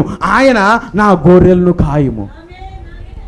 రిపిటీషన్, మళ్ళీ రిపీట్ చేయడం లోతుగా వెళ్ళినట్టు చేస్తుంది. ఎందుకు మళ్ళీ అడుగుతున్నాడు? నీ హృదయంలోకి ఇది పోని. గట్టిగా మాట్లాడడం, మళ్ళీ రిపీట్ చేసి చెప్పడం ఎందుకు తెలుసా? నువ్వు దాన్ని పట్టుకోవాలని, నువ్వు దాన్ని గ్రహించాలని. నీ పని చేపలు పట్టడం కాదు, నా గొర్రెలను మేపడం. వినండి, ఒక దానికోసం వెళ్తున్నాను నేను. మూడవసారి మళ్ళీ రిపీట్ చేస్తున్నాడు. యోహాను కుమారుడైన సీమోను, నన్ను ప్రేమించుచున్నావా అని అతను అడుగగా, నన్ను ప్రేమించుచున్నావా అని మూడవసారి తను అడిగినందుకు పేతురు వ్యసనపడి, ప్రభువా, నీవు సమస్తం ఎరిగిన వాడవు, నిన్ను ప్రేమించుచున్నాను, నీవే ఎరుగుదు అని ఆయనతో చెప్పాను. యేసు నా గొర్రెలను మేపు. 3 సార్లు లోపలికి వెళ్ళినట్లు చూస్తున్నాడు. నా ఎక్కడికి వెళ్తున్నాడు చూసారా, నా గొర్రెలను మేపు అని చెప్పి అతని మరణం ఎదుకెళ్తున్నాడు. నా లిసన్ క్లోజ్. నీవు యవ్వనస్తుడవై ఉండినప్పుడు నీ అంతటా నీవే నడుము కొట్టుకొని నీకు ఇష్టమైన చోటుకి వెళ్ళి చుట్టివి. నువ్వు యవ్వనస్తుడిగా ఉన్నప్పుడు నీ ఇష్ట ప్రకారంగా నువ్వు తిరుగుతూ ఉన్నావు. కానీ నువ్వు నీ జీవిత మార్గంలో, నీ జీవిత ప్రయాణంలో నేను నిన్ను కలుసుకొని ఎట్లా పడితే అట్లా తిరుగుతున్నప్పుడు నేను నిన్ను పిలిచాను. నువ్వు యవ్వనస్తుడిగా ఉన్నప్పుడు ఎట్లా పడితే అటు తిరుగుతూ ఉన్నావు, అంతేనా? అదేనా? నీకు ఇష్టమైన చోటుకి నువ్వు వెళ్ళుచుంటివి. నీవు ముసలివాడవైనప్పుడు నీ చేతులు నీవు చాచుదువు. శ్రీలిజం, నిన్ను నీవే మరణానికి అప్పగించుకుంటా. వేరొకడు నీ నడుమును కట్టి వింటున్నారా, లాక్కొని వెళ్తా. నీకిష్టము కాని చోటికి నిన్ను మోసుకొని పోవుదురని నీతో నిశ్చయముగా చెప్పుచున్నానని అతనితో చెప్పాను. వినండి, ఇక్కడ నా వర్తమాన పేరు ఉన్నది. అతడు ఎట్టి మరణము వలన దేవుని మహిమపరచునో దాన్ని సూచించి ఆయన ఈ మాట చెప్పాను. ఏ మరణము ద్వారా దేవుని మహిమపరచునో దాన్ని సూచించి మాట్లాడాడంట. పేతురు ఎలా చంపబడ్డాడు? ఈడ్చుకొని వెళ్ళబడ్డాడు. నడుము కట్టి అతను లాక్కొని వెళ్ళాడు. చేతులు చాపమని చెప్పాడు, అంతేనా? చేతులు చాపాడా? చేతులు చాపమని చెప్పి క్రీస్తులాగా సిలువ వేయాలని చూచారు. కానీ అతను అన్నాడు, నేను క్రీస్తును అంతటి వాడను కాదు, నేను క్రీస్తులాగా నన్ను సిలువ వేయద్దు, నన్ను తలకిందులుగా సిలువ వేయండి. కాళ్ళు పైకి చేతులు కిందికి పెట్టి అతను సిలువకి తను తాను అప్పగించుకున్నాడు. కానీ ఈ మరణము ఎవరిని మహిమపరిచిందంట? ఓ మా, ఈ మరణము దేవుణ్ణి మహిమపరిస్తే నువ్వు నువ్వు నువ్వు ఈరోజు నువ్వు ఎలాంటి మరణము ద్వారా దేవుని మహిమపరచాలనుకుంటున్నావు? బ్రదర్, ఒక వ్యాధితో, చిన్న వ్యాధితో మనం చనిపోవుట్లోనే ఇంత ఉంటే, యాకోబును లాక్కొని వెళ్ళి హేరోదు ఏం చేశాడు? జేమ్స్ని తల పెట్టించి కత్తి తీసుకొని నరికించాడు. 2 ముక్కలైపోయిన తల, మొండెం 2 వేరైపోయినది. అది దేవుని మహిమపరచలేదా? ఎలాంటి మహిమ అటువంటి మరణం. పౌలు ఎలా చంపబడ్డాడు? దేవుడే స్వయంగా వచ్చి చెప్పాడు, నువ్వు రోమిల చేతికి అప్పగించబడబోతున్నావు, నీ తల కొట్టించబడబోతున్నది. అందుకే అతను అన్నాడు, నా పరుగు నేను కడముట్టించుని, జీవ కిరీటము, నీతి కిరీటం నా కొరకు ఉంచబడి ఉన్నది. నేను ఇంటికి వెళ్ళే సమయం, లేకపోతే నేను చనిపోయే దినములు దగ్గర పడ్డాయి. ప్రత్యక్షతతో బయలుపాడుతూ చెప్తున్నాడు. వారి మరణాలను చూడండి ఒకసారి. ఆది అపోస్తుల వారి మరణాలను చూడండి. వాళ్ళు వ్యాధితో చనిపోలేదు, ఎటువంటి దాంతో వాళ్ళు ఏమీ చనిపోలేదు. వారు తన్ను తాను క్రీస్తు కొరకు దేవుడికి మహిమకరంగా తన మరణాన్ని ఉండులాగున సమర్పించుకున్నాడు. బర్తిలోమాయి ఎలా చనిపోయాడు? తోలు వలవబడింది, చర్మం ఒలిచారు వాళ్ళు బ్రతికి ఉండగా. ఎలాంటి, అదేమంటున్నాడంట, దేవుడు ఇతను ఎటువంటి మరణముతో దేవుణ్ణి మహిమపరచును అది సూచించి దేవుడు చెప్పాడు. దాని అర్థం ఏంటో తెలుసా? క్రీస్తు ఆల్రెడీ చెప్పేశాడు, పేతురు నీ మరణాన్ని నేను డిజైన్ చేసేసాను, నువ్వు ఎలా చనిపోతున్నావో నేను డిజైన్ చేసేసాను, నేను ఆల్రెడీ నిర్ణయం చేశాను. నీవు ఎవరి యొద్దకు వెళ్ళకూడదని ఇష్టపడవో వారి చేతిలో నువ్వు చనిపోతున్నా, నీ చేతులు నువ్వు చాపుతా, నువ్వు మరణిస్తా. దీని అంతటినీ ప్లాన్ చేసింది ఎవరు? దేవుడే. ప్రవక్త ఏమన్నాడు? బైబిల్ ఏం చెప్తున్నది? పుట్టుటకు ఒక సమయం ఉంది, చనిపోవుటకు ఒక సమయం ఉంది. ప్రవక్త అన్నాడు, నువ్వు ఏ రంగులో పుట్టాలనో దేవుడు డిజైన్ చేశాడు. ఏ ముఖ రూపం ఉండాలనో, ఏ DNA ఉండాలనో దేవుడే నిర్ణయించాడు. నువ్వు అనుకున్నావా అందగత్తగా పుట్టాలని? లేకపోతే ఇలా ఉండాలి అలా ఉండాలని నువ్వు అనుకున్నావా? నువ్వు అనుకుని ఏమైనా పుట్టావా? చెప్పు నాకు. లేకపోతే నువ్వు పురుషునిగానే పుట్టాలి, నువ్వు ఆడదానిగానే పుట్టాలి, ఒక స్త్రీగానే పుట్టాలని నువ్వేమైనా అనుకున్నావా? నువ్వు చాయిస్ ఏమైనా తీసుకున్నావా? లేకపోతే ఇండియాలోనే పుట్టాలి, అమెరికాలో పుట్టాలి, నేను ఆ దేశంలో పుట్టాలని అనుకున్నావా? నీ పుట్టుకకు గురించిన నిర్ణయమే నీ చేతుల్లో లేదు. అలాంటప్పుడు మరణం నీ చేతిలో ఎలాగుంటుంది? నీ పుట్టుకను దేవుడే నడిపిస్తే, దేవుడే డిజైన్ చేస్తే, నువ్వు ఎలా చనిపోవాలో కూడా దేవుడే నిర్ణయించాడు. You understand something brother? క్రీస్తే లాజర్ చనిపోయినప్పుడు కన్నీళ్లు గార్చాడు. ఏడవడం తప్పు కాదు, ఏడవడం బాధ రావడం తప్పు కాదు. ఎందుకు కన్నీళ్ళు వచ్చాయంట? నో, మానవత్వం కరెక్టే. ఎందుకు ఏడ్చా తెలుసా? యేసు లాజరును ప్రేమించెను. యేసు లాజరును ఎంతగానో ప్రేమించెను. ప్రేమ ఉంటే, ప్రేమిస్తే దేవునికి ఏడుపు వచ్చింది, దేవునికే కన్నీళ్లు గారాయి. వా, క్లియర్గా చెప్పినది. యేసు లాజరును ఎంతో ప్రేమించెను గనుక. దేవుడే ప్రేమించినప్పుడు మనకు కూడా ఏడుపు వస్తుంది. మనం కూడా ఎంతో ప్రేమించాము ఆమెను. బట్ అది ఎన్నడూ కూడా మనను గుడ్డివారిగా చెయ్యదు. ఆమె ఎక్కడికి పోయిందో అది ఎరగని స్థితిలో మనం ఎన్నడూ చెయ్యదు. అది మనం ఏడుస్తున్నాం. ఎందుకు ఏడుస్తున్నామంటే ఆమెను ప్రేమిస్తున్నాం కాబట్టి. కానీ మనం సంతోషిస్తున్నాం, అది ఆనంద బాష్పాలు కూడా, సంతోషంతో వచ్చే కన్నీళ్ళు కూడా. ఎందుకు? ఆమె ఇప్పుడు ఉన్నతమైన స్థలంలో, ఒక మంచి స్థలంలో ఉన్నదని. ఆమేన్. Now listen. లాజరు అయిన పేదవాడు, అయిపోయింది, ఒక్క 5 minutes అయింది, ఏం కాదు, కొంచెం నేను ముగించేస్తాను. ఇది ఒకటి. లాజరు ఎలాగుంటి వాడు? అడుక్కునేవాడు, కొంచెం బీదవాడు, శ్రమలు అనుభవించిన వాడు. కానీ ధనవంతుడు పక్కనే ఉన్నాడు. కానీ చనిపోయిన వెంటనే ఎక్కడికి వెళ్ళాడు లాజరు? అబ్రహాము యొక్క రొమ్మున వెళ్ళి హత్తుకున్నాడు. Oh come on my son, don't upset, don't worry, everything is okay, all right. రొమ్మున అనుకున్నాడు, అబ్రహాం యొక్క రొమ్మున. లాజరు ఎవరో తెలుసా? అబ్రహాం యొక్క వంశంలోండి పుట్టినవాడు. అబ్రహాం యొక్క వంశావళిలో నుండి లాజరు వచ్చాడు. వెంటనే చెప్పాడు, ధనవంతుడితో మాట్లాడలేదా అబ్రహాము? ధనవంతుడితో మాట్లాడాడు. నువ్వు భూమి మీద ఉన్నప్పుడు మాట్లాడలేదా ఆ ధనవంతుడు? నువ్వు భూమి మీద ఉన్నప్పుడు ఎంతో అనుభవించావు. కానీ ఈ కుమారుడు ఎంతో శ్రమ అనుభవించి, ఎంతో కష్టం అనుభవించి ఈరోజు నా దగ్గర సేద తీరుతున్నాడు, విశ్రాంతి పొందుతున్నాడని ధనవంతుడితో మాట్లాడుతున్నాడు. ధనవంతుడు అడుగుతున్నాడు, అబ్రహామా, ఆ యొక్క నాకు తప్పికగా ఉన్నది, నేను ఇక్కడ ఉండలేకపోతున్నాను. ఆ చిటికని వేలుతో నాకు ఆ దాహం తీర్చుటకు ఆ లాజరును పంపు. బ్రదర్, అబ్రహాము చనిపోలేదు, అబ్రహాము బ్రతికున్నాడు ఎక్కడో. అబ్రహాము అక్కడ ఎరుగని స్థితిలో లేడు. పైనుండి కిందకు చూచాడు. లాజరు ఎలాంటి శ్రమ అనుభవించాడు, ధనవంతుడు ఎలాంటి శ్రమ అనుభవించాడు. ఆ తర్వాత పాతాళం కూడా చూస్తున్నాడు అబ్రహాము.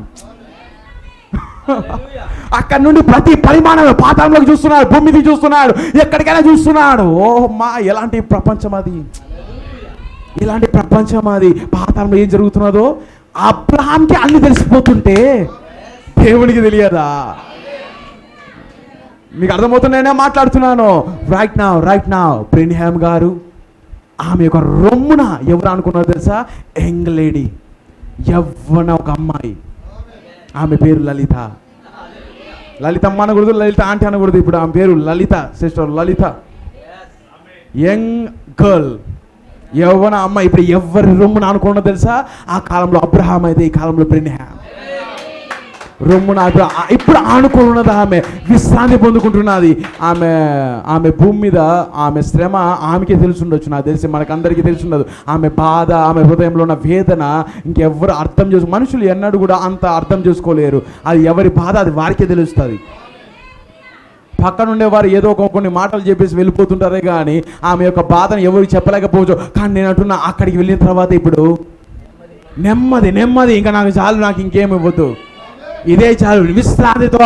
ఎలా ఉంటుంది తెలుసా? Don't look like this. ఇలాంటి ఫోటో నేను ఇంకా పెట్టను. నేను ఇంకా ఇట్లా కాదు. ఎవరైనా ఫోటో ఉంటే నాకు ఈసారి ఎవరైనా ఉంటే నాకు షేర్ చేయండి, లేకపోతే ఈ ఫోటో ఇక్కడ పెట్టండి. నేను ఇలా కూడా యవ్వన స్థితిలో ఉంటుంది ఆమె. 18 ఏళ్ళ వయసులో ఎలాగో. ఇప్పుడు నేను ఎంత, నా వయసు 24, 21, ఇంకా 21. అప్పుడు స్టార్ట్ చేసినప్పుడు 21, నాకు ఇప్పుడు 24 అయిపోతున్నది. Oh my, 24, yeah, not 21, 24. See, నేను ఒక 20 years, నేను ఇంతకుముందు నేను ఎలాగున్నాను, 2 సంవత్సరాల క్రితం నేను ఎలాగున్నాను, ఎగ్జాక్ట్లీ డిటో నేను అలాగ అక్కడ ఉండబోతున్నా. నేను ఎంత వయసు అయిపోయినా కూడా తెలుసు కదా, థియోఫనీ ఇప్పుడు ఎలాగుంటామో, ఏ ముఖ రూపం ఉంటుందో, ఏ విధానం ఉంటుందో, ఎంత హైట్ ఉంటుందో, సేమ్ థియోఫనీ కూడా అలానే ఉంటుంది.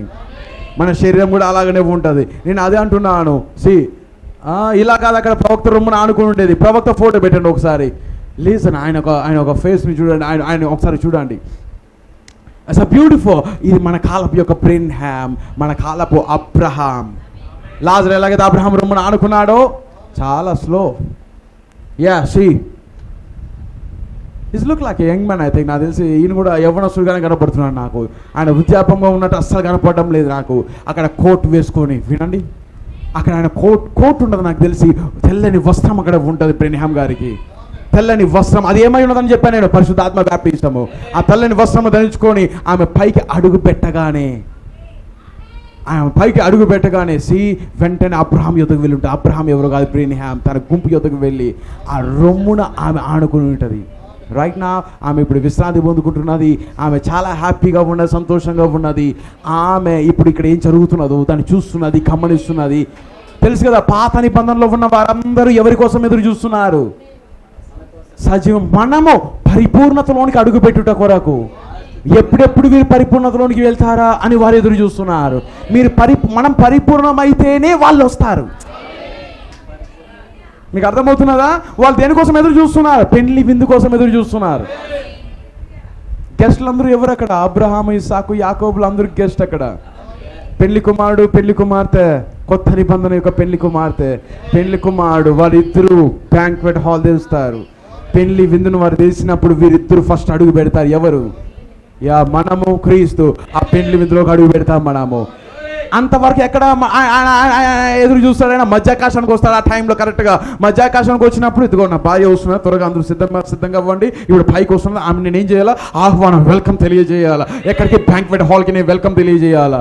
నా వివాహం ఆల్రెడీ ఇక్కడ జరిగిపోయింది. వివాహం ఆల్రెడీ ఇక్కడ ఐక్యమైపోయింది. రింగ్ కూడా పెట్టేశాడు మనకు. ఈ రింగ్ మనకు దయ్యానికి చూపించవచ్చు. మన దయ్యానికి ఐ యామ్ మ్యారీడ్ గర్ల్, నేను వివాహం పొందిన ఒక స్త్రీని. వివాహమైన వెంటనే ఇప్పుడు ఓకే, నేను ఈ టైం డిసైడ్ చేశాను. నేను పెళ్లి విందు నెక్స్ట్ మ్యారేజ్ అయిపోయిన వెంటనే వాళ్ళిద్దరు కలిసి ఎక్కడికి వెళ్తారండి? పెళ్లి విందుకి వెళ్తారు. బ్యాంక్వెట్ హాల్ అనేది ఉంటుంది. ఆయన మొత్తము కోట్ వేసుకొని, టై పెట్టుకొని, యేసుక్రీస్తు టై వేసుకొని, కోట్ వేసుకొని, వైట్ షర్ట్ వేసుకొని, ఒక పెద్ద ఒక ఫ్లవర్ లాగా టై దగ్గర పెట్టుకొని, షీస్ వెయిటింగ్, ఒక షూ వేసుకొని, is waiting for her braid. తన వధువు కొరకు ఎదురు చూస్తున్నారు మధ్యాకాశంలో. ఆమె తెల్లని పొడగాటు ఒక పెళ్లి వస్త్రము పొడగాటుగా ఒక ఫ్రాక్ ధరించి, పొడవాటు ఫ్రాక్ ధరించుకొని, ఆమె తల పైకెత్తుకొని ఆమె ఒక మార్చింగ్ సోల్జర్, లేకపోతే ఒక పెద్ద సైన్యముగా, మహా గొప్ప ఒక క్రైస్తవ సైన్యముగా అక్కడ కవాచి అంటారు కదా దాన్ని. మార్చింగ్ అంటే కవాతు. నాకు తెలుగు అంటే కొంచెం అటు ఇటు ఉంటాయండి, పేరు తెలుసు. కవాతు అట్లా మార్చింగ్ చేస్తుంటారు ఇంగ్లీష్లో. సైనికులు మార్చింగ్ చేస్తుంటారు. అలాగున వధువు అక్కడ వెళ్ళిన తర్వాత కామ్హాని తీసుకుంటాడు, వెళ్తాడు, బ్యాంక్వెట్ హాల్ ఓపెన్ చేస్తాడు. నిత్య సంతోషంలోకి వెళ్దాం మనం అందరం. వెనకాల ఎంతమంది ఉంటారు? అబ్రహాం, ఆదాము దగ్గర నుండి అందరూ ఉంటారు. ఫస్ట్ బ్యాంక్వెట్ హాల్ ఎవరు ఓపెన్ చేయాలి? పెళ్లి కుమారుడు, పెళ్లి కుమార్తె. లోపలికి అడుగు పెట్టిన వెంటనే వాళ్ళు వస్తారు. వాళ్ళు ఎవరి కోసం వెయిట్ చేస్తున్నారు? మనం రాకుండా వాళ్ళు లోపలికి ఎంటర్ అవ్వలేరు. ఇజట్ రైట్? నిజమేనా? మనం లోపలికి రాకుండా పెళ్లి కుమార్ ఎక్కడైనా కూడా, ఇక్కడ మన ఇండియాలో ఇక్కడంతా కూడా పెళ్లి మెయిన్ ఉండదు, కానీ పెళ్లి కుమార్తె ఎట్టైనా పోని వాళ్ళు ఎట్టైనా చేసుకొని మనకేం కావాలి? ఫుడ్ తినేసి వెళ్ళిపోతాం మనం. సేమ్ అదే విధంగా కొన్నిసార్లు కూడా సంఘాలు కూడా జరుగుతున్నాయి. మన వర్తమానం వద్ద ఏమవుతుంది మళ్ళీ చూసుకుందాం, మళ్ళీ కథ మన అబ్బాయి ఫస్ట్ తినేద్దాం, ఆకలి అయిపోతుంది నాకు. ఓ మా, మీకు అర్థమవుతుంది ఏం మాట్లాడుతున్నాను? అది ఏమై ఉన్నదంటే మొత్తం రివర్స్. అక్కడ ఏం చేస్తున్నారు వాళ్ళు? ఎంత లేట్ అయినా, మనం ఎంత పాపంలో పడుతున్నా, ఎంత తప్పిపోతున్నా, ఎంత చేస్తున్నా కూడా మన కోసం ఎదురు చూస్తున్నారు వాళ్ళు. వీళ్ళు వస్తారు. ఒకనొక తెలివిన పరిపూర్ణతను దేవుడు తీసుకొస్తాడని వాళ్ళు ఎదురు చూస్తున్నారు. వాళ్ళకి ఆకలి ఉండదాడా విందులోకి ఎప్పుడెప్పుడు వెళ్దామని? విందేనా అది? నేను స్పిరిచువల్గా మాట్లాడుతున్నా. భౌతికమైన విందు కాదు అవి. చికెన్, మటన్ అవి ఇవి ఉంటాయని కాదు అక్కడ విందు. You understand something? మీ అందరికీ అర్థమవుతున్నది. వాళ్ళు దేనికోసం ఎదురు చూస్తున్నారు? విందు కోసం, ఆ దాంట్లో పాలు పొంగులు పొందాలనేసి. కానీ ఎంత లేట్ అయినా ఉంటున్నారుగా. ఈరోజు పెళ్ళిళ్ళు వాళ్ళు లాస్ట్లో తింటారు. ఎప్పుడు? అందరూ తినేసి వెళ్ళిపోయి అంత ఇస్తరాకులు ఆడబడతాడు, ఉండిపోయి మొత్తం చేయిన తర్వాత అప్పుడు తెస్తారు. కానీ బైబిల్ ప్రకారంగా ఫస్ట్ పెళ్లి కుమారుడు, పెళ్లి కుమార్తె అడుగు పెట్టిన తరువాతనే ఇంకొక రాళ్ళు. అంతవరకు క్లోజ్లో పెట్టాడు, సెక్యూరిటీ గార్డు పెట్టండి అక్కడ. నేను ఇదే పెడతాను. నేను సంఘంలో పరలోకంలో ఏం జరుగుతుందో అదే ఇక్కడ కూడా జరగాలి. ఇంకా అయిపో ఇంకా 3 గంటల వరకు 2 గంటలు చెప్తే మా పరిస్థితి ఏంటి? నువ్వు అలా ఎప్పుడు ఉండదండి, ఎప్పుడు అలా ఉండదు. ఎగ్జాక్ట్గా ఒక టైం వచ్చినప్పుడు, రేపు పొద్దున ఆదివారం వచ్చినప్పుడు 9కి స్టార్ట్ అవుతుంది, 10:30కి అంతా అయిపోతుంది, 12:30కి అంతా క్లోజ్ చేసేసి 1కి అంతా అయిపోతుంది. ఏం కాదుగా. కొన్నిసార్లు ఇళ్లలో మీరు 3 గంటలకు కూడా తింటుంటారు, నాకు తెలుసు. అది తింటారా లేదా? కొన్నిసార్లు లేట్ అయిపోయి తింటారుగా, 3 గంటలని కూడా లేట్ అవుతుంది. It's okay. నేనేమంటున్నానంటే ఇవన్నీ కూడా అక్కడ ఉన్న దానికి ఇది సాదృశ్యం అయి ఉన్నది. ఫస్ట్ ఎవరు వెళ్ళాలి? ఎవరు వెయిట్ చేయాలా? ఎవరి కోసం వెయిట్ చేయాలా? ఆడియన్స్, ప్రేక్షకులు అందరూ ఎవరి కోసం వెయిట్ చేయాలి? పెళ్లి కుమారుడు, పెళ్లి కుమార్తె. అందుకే ఇప్పుడు పాత నిబంధనలో ఉన్న వారందరూ ఎవరి కోసం ఎదురు చూస్తున్నారు? మనం పరిపూర్ణత అవుట కొరకు. మన పరిపూర్ణతలోకి వచ్చినప్పుడు మనం ఆయన కలుసుకొని ఆ తర్వాత దానిలోకి అడుగు పెట్టినప్పుడు వాళ్ళు వస్తారు. ఆ తర్వాత అందరూ కూర్చుంటారు ఆ యొక్క పెళ్లి విందులో. ఎన్ని సంవత్సరాలు జరుగుతుంది ఆ యొక్క పెళ్లి విందు? Exactly 3.5 years. కిందేమో వారికి శ్రమల్లో పడి వస్తుంటారు. మనము పెళ్లి విందులో సంతోషంగా అక్కడ ఉంటాం. కింద శ్రమ, పైన పెళ్లి విందు, కింద తీర్పు. వినండి, వధువు ఎత్తబడిన తరువాత భూమి మీద కఠినమైన శిక్షలు రాబోతున్నాయి, కఠినమైన చట్టాలు రాబోతున్నాయి, కఠినమైన గవర్నమెంట్ రాబోతున్నది. ఎవడు లోపడడో, ఎవడు తల వంచాడో వాడికి అసలు ఎకానమీని పడగొడతాడు. నువ్వు కొనడానికి వీల్లేదు, నువ్వు అమ్మడానికే వీల్లేదు. అలాంటి దినాలు రాబోతున్నాయి త్వరలో. కానీ వధువు మాత్రం ఎక్కడ ఉండబోతున్నది? పెళ్లి విందులో. ఆ టైంలో ఖచ్చితంగా లలిత సిస్టర్ కూడా వస్తుంది. ఆమె కూడా వస్తుంది. ఆమెతో పాటు మనం అందరము ఆ మహా గొప్ప పెళ్లి విందులో 3.5 సంవత్సరంలో పెళ్లి విందులో ఉండి, ఎప్పుడైతే మన శరీరాలు మార్చబడతాయో మన కన్నీరు పోయినట్టే, మన యొక్క బాధ వెళ్ళిపోయినట్టే.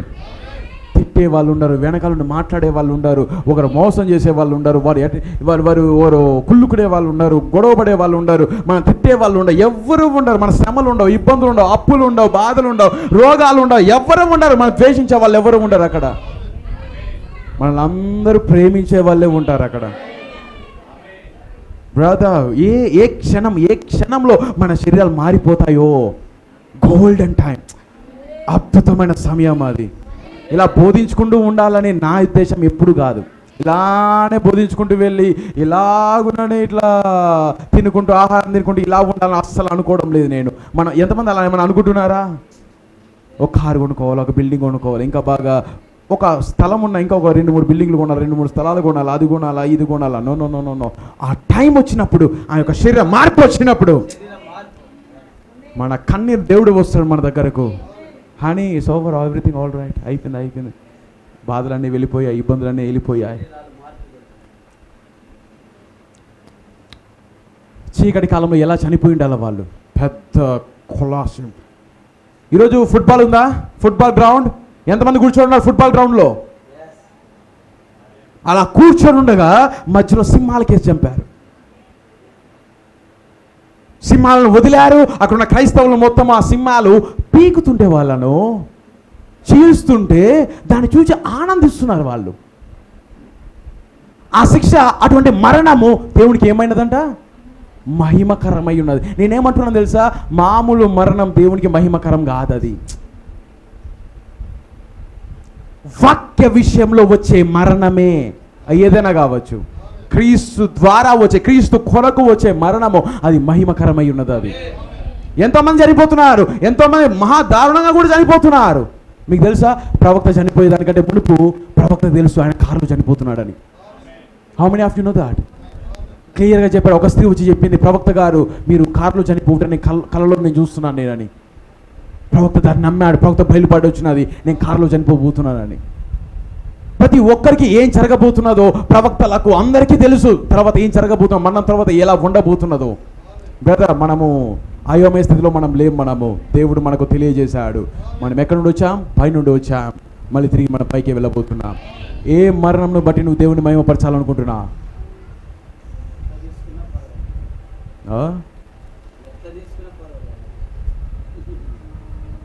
No sir, no. ఎలాంటి మరణము ద్వారా మనం దేవుని మహిమపరచుదము? వాక్యము కొరకు.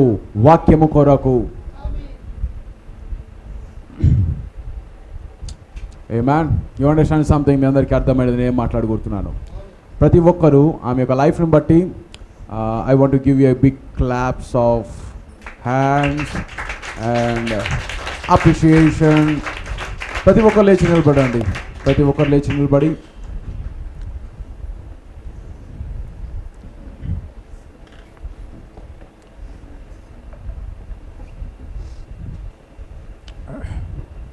ఈ సమయాన్ని నేను సంఘ కాపరిని అప్పగిస్తున్నాను. ప్రార్థన చేసుకుందాం. మహాపరిశుద్ధమైన తండ్రి, మీ ఉన్నతమైన పరిశుద్ధమైన నామానికి స్తుతులు స్తోత్రములు నాయన. మీ ప్రణాళిక గొప్పది. అవును తండ్రి, మా మరణము పాపముతో కూడిన మా యొక్క జన్మ పాపముతో కూడిన జన్మ. ఇదిగో మీ జన్మ పరిశుద్ధమైన జన్మగా ఉన్నది. ఇదిగో ప్రభువా, పాపములో పుట్టిన మేము మరణించినట్లయితే అది పాతాళముకు వెళుతున్నది ప్రభువా. ఇదిగో మా జన్మ ఏ విధంగా పాపములో పుట్టినదో ఆ పాపపు జన్మ ఓ తండ్రి ఆ పాతాళానికి వెళ్ళకుండా ఓ తండ్రి మరొక జన్మ భూమి మీద దిగి వచ్చినట్టుగా ఆ జన్మ ప్రభు అయిన యేసుక్రీస్తుగా మీరే శరీరధారిగా అయినట్టుగా ఈరోజు ప్రభువా మరి నాయన మాతో మీరు మాట్లాడి ఉన్నారు. ఇదిగో ఆ యొక్క శరీరము పరిశుద్ధమైన శరీరము మా కొరకు ఇదిగో ప్రభు అడ్డుపడినది నాయన. దేవా, మీ మరణము అది ఎంతో ఓ దేవా హింసతో కూడినది. మీ మరణము ఎంతో శ్రమతో కూడినది. మీ మరణము ఎంతో ప్రభువా మరి నాయన కొరడాలతో కొట్టబడినది. ఇదిగో అపోస్తులు ఏ విధంగా ప్రభువా శ్రమ పడి ఉన్నారో ఓ తండ్రి అదే విధంగా ప్రభువా మా పాపములన్నిటినీ మీ వీపు మీద వేసుకొని సిలువలో ప్రభువా మా పాపములంతా కొట్టి వేసినది. ఓ దేవా, అందును బట్టి మాకు కొత్త జన్మను మాకు ఇచ్చిన దేవుడు. అందును బట్టి నూతన జన్మను మాకు ఇచ్చి ప్రభువా తిరిగి నిత్యత్వాన్ని మాకు ఇచ్చినావని మేము నమ్ముతుంటున్నాం. తిరిగి ప్రభువా అబ్రహాము రొమ్మున లాజరు ఆనుకున్నట్లుగానే ఈరోజు ప్రభువా మేము ఓ తండ్రి బ్రహ్నాము గారిని ఓ తండ్రి మరి నైనా కలుసుకొని ఆనుకునే దినాళ్ళు ప్రభువా. ఓ మృతి పొందిన ప్రతి ఒక్కరూ ప్రభువా వారి వారి లైన్లో వారి వారి యొక్క పెద్దలతో ఓ కలుసుకుంటున్నట్టుగా మీరు మాతో మాట్లాడిన దేవుడవు. ఇదిగో ప్రభువా మమ్మల్ని సజీవులుగా ఉంచావు.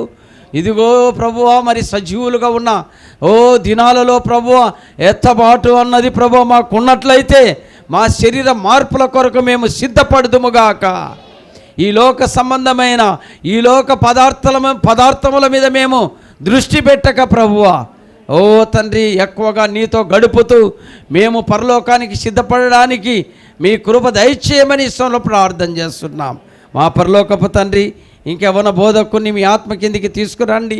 పరిశుద్ధాత్మ అభిషేకం కింద ఇదిగో ప్రభువా అనేకులకు ప్రభువా మరి నాయన ప్రయోజకరంగాను ఇదిగో ప్రభువా మరి నాయన ఎత్తబడు ఓ తండ్రి ఓ దేవా మరి నాయన ఒక వర్తమానమును బలముగా ఇచ్చువాడుగాను మీ ఆత్మచేత నింపండి. ఇదిగో ఈ సమయంలో ప్రభువా వచ్చిన బిడ్డలందరినీ బట్టి మీకు వందనాలు. ఇదిగో నెల్లూరు నుంచి నీ బిడ్డలు ప్రభువా సహోదరిని పోగొట్టుకున్న ప్రభువా మరి బంధువులు రక్త సంబంధికులు వచ్చి ఉన్నారు. ఇదిగో ప్రభువా ఓ దేవా జ్ఞాపకార్థముగా ఒక కూడిక జరిగినది ప్రభువా. ఓ తండ్రి మహిమార్థమైన మరణము ఇదిగో అవతల గట్టు చేరుస్తుంది ప్రభువా. ఎంతోమంది ప్రభువా మరి నాయన ఓ దేవా రకరకాలుగా ఓ తండ్రి నీ నామము నిమిత్తం చనిపోయారు, శ్రమలు పడి చనిపోయారు, యాక్సిడెంట్ల ద్వారా చనిపోయారు. ఇదిగో ప్రభువా మరి ఓ దేవా మరి నాయన మామూలుగా చనిపోయారు. ఏది ఏమైనా అవతల గట్ల ఉంటారన్నది మాకు తెలియజేశారు. మీకు స్తోత్రములు అయ్యా. కొత్త జన్మ లేకుండా మరణించిన వారు పాతాళంలో ఉంటారని చెప్పిన దేవుడవు నాయన. ఇక్కడ నిలబడిన ప్రతి బిడలకు నూతన జన్మను దయచేయండి. ఇదిగో పరిశుద్ధాత్మ బ్యాప్టిజం దయచేయండి. ఇదిగో వాక్య క్రమము నేర్పించండి. మీ ఆత్మ కింద నిలబెట్టమని ఇష్టంలో ప్రార్థన చేస్తూ దయగలిగిన దేవా మీకు వందనాలు. ఇదిగో నాయన సహోదరి లౌలిత సహోదరిని పోగొట్టుకున్న మేమునుడుక ఓ తండ్రి వచ్చిన కుటుంబాలు ఇదిగో ప్రభువా వారి యొక్క రక్త సంబంధికులు మీరెవ్వరూ ఓ చింతపడబాకండి, నిరీక్షించండి. ఒకరోజు మీరు వారిని వామితోనూ కలుసుకుంటారని ఈరోజు వాక్యం ఇచ్చిన వర్తమానం కొరకై మీకు వందనాలు, బయలుపాటు కొరకై మీకు వందనాలు తెలియజేసుకుంటూ వచ్చిన బిడ్డలను క్షేమంగా తీసుకొచ్చిన దేవుడు మళ్ళీ క్షేమంగా వారిని గమ్యస్థానాన్ని చేర్చిన ఆయన మళ్ళా తిరిగి కలుసుకునే కృప దయచేయమని, వ్యతిరేకంగా లేసిన ప్రతి దయ్యములను దూరపరిచి మీ కృప ద్వారా నడిపించమని యేసుక్రీస్తు నామములో నిజముగా ప్రభు అయిన యేసుక్రీస్తు నామములో ప్రార్థిస్తున్నాము. ఆమేన్. ప్రభు అయిన యేసుక్రీస్తు కృప, ఆయన కాపుదల వచ్చిన వారందరికీ మనకును ఆయన కాపుదల, ఆయన ఆయుస్సును ఆరోగ్యాన్ని పెట్టి నడిపించునుగాక. ఆమేన్. ఆమేన్. ఆమేన్.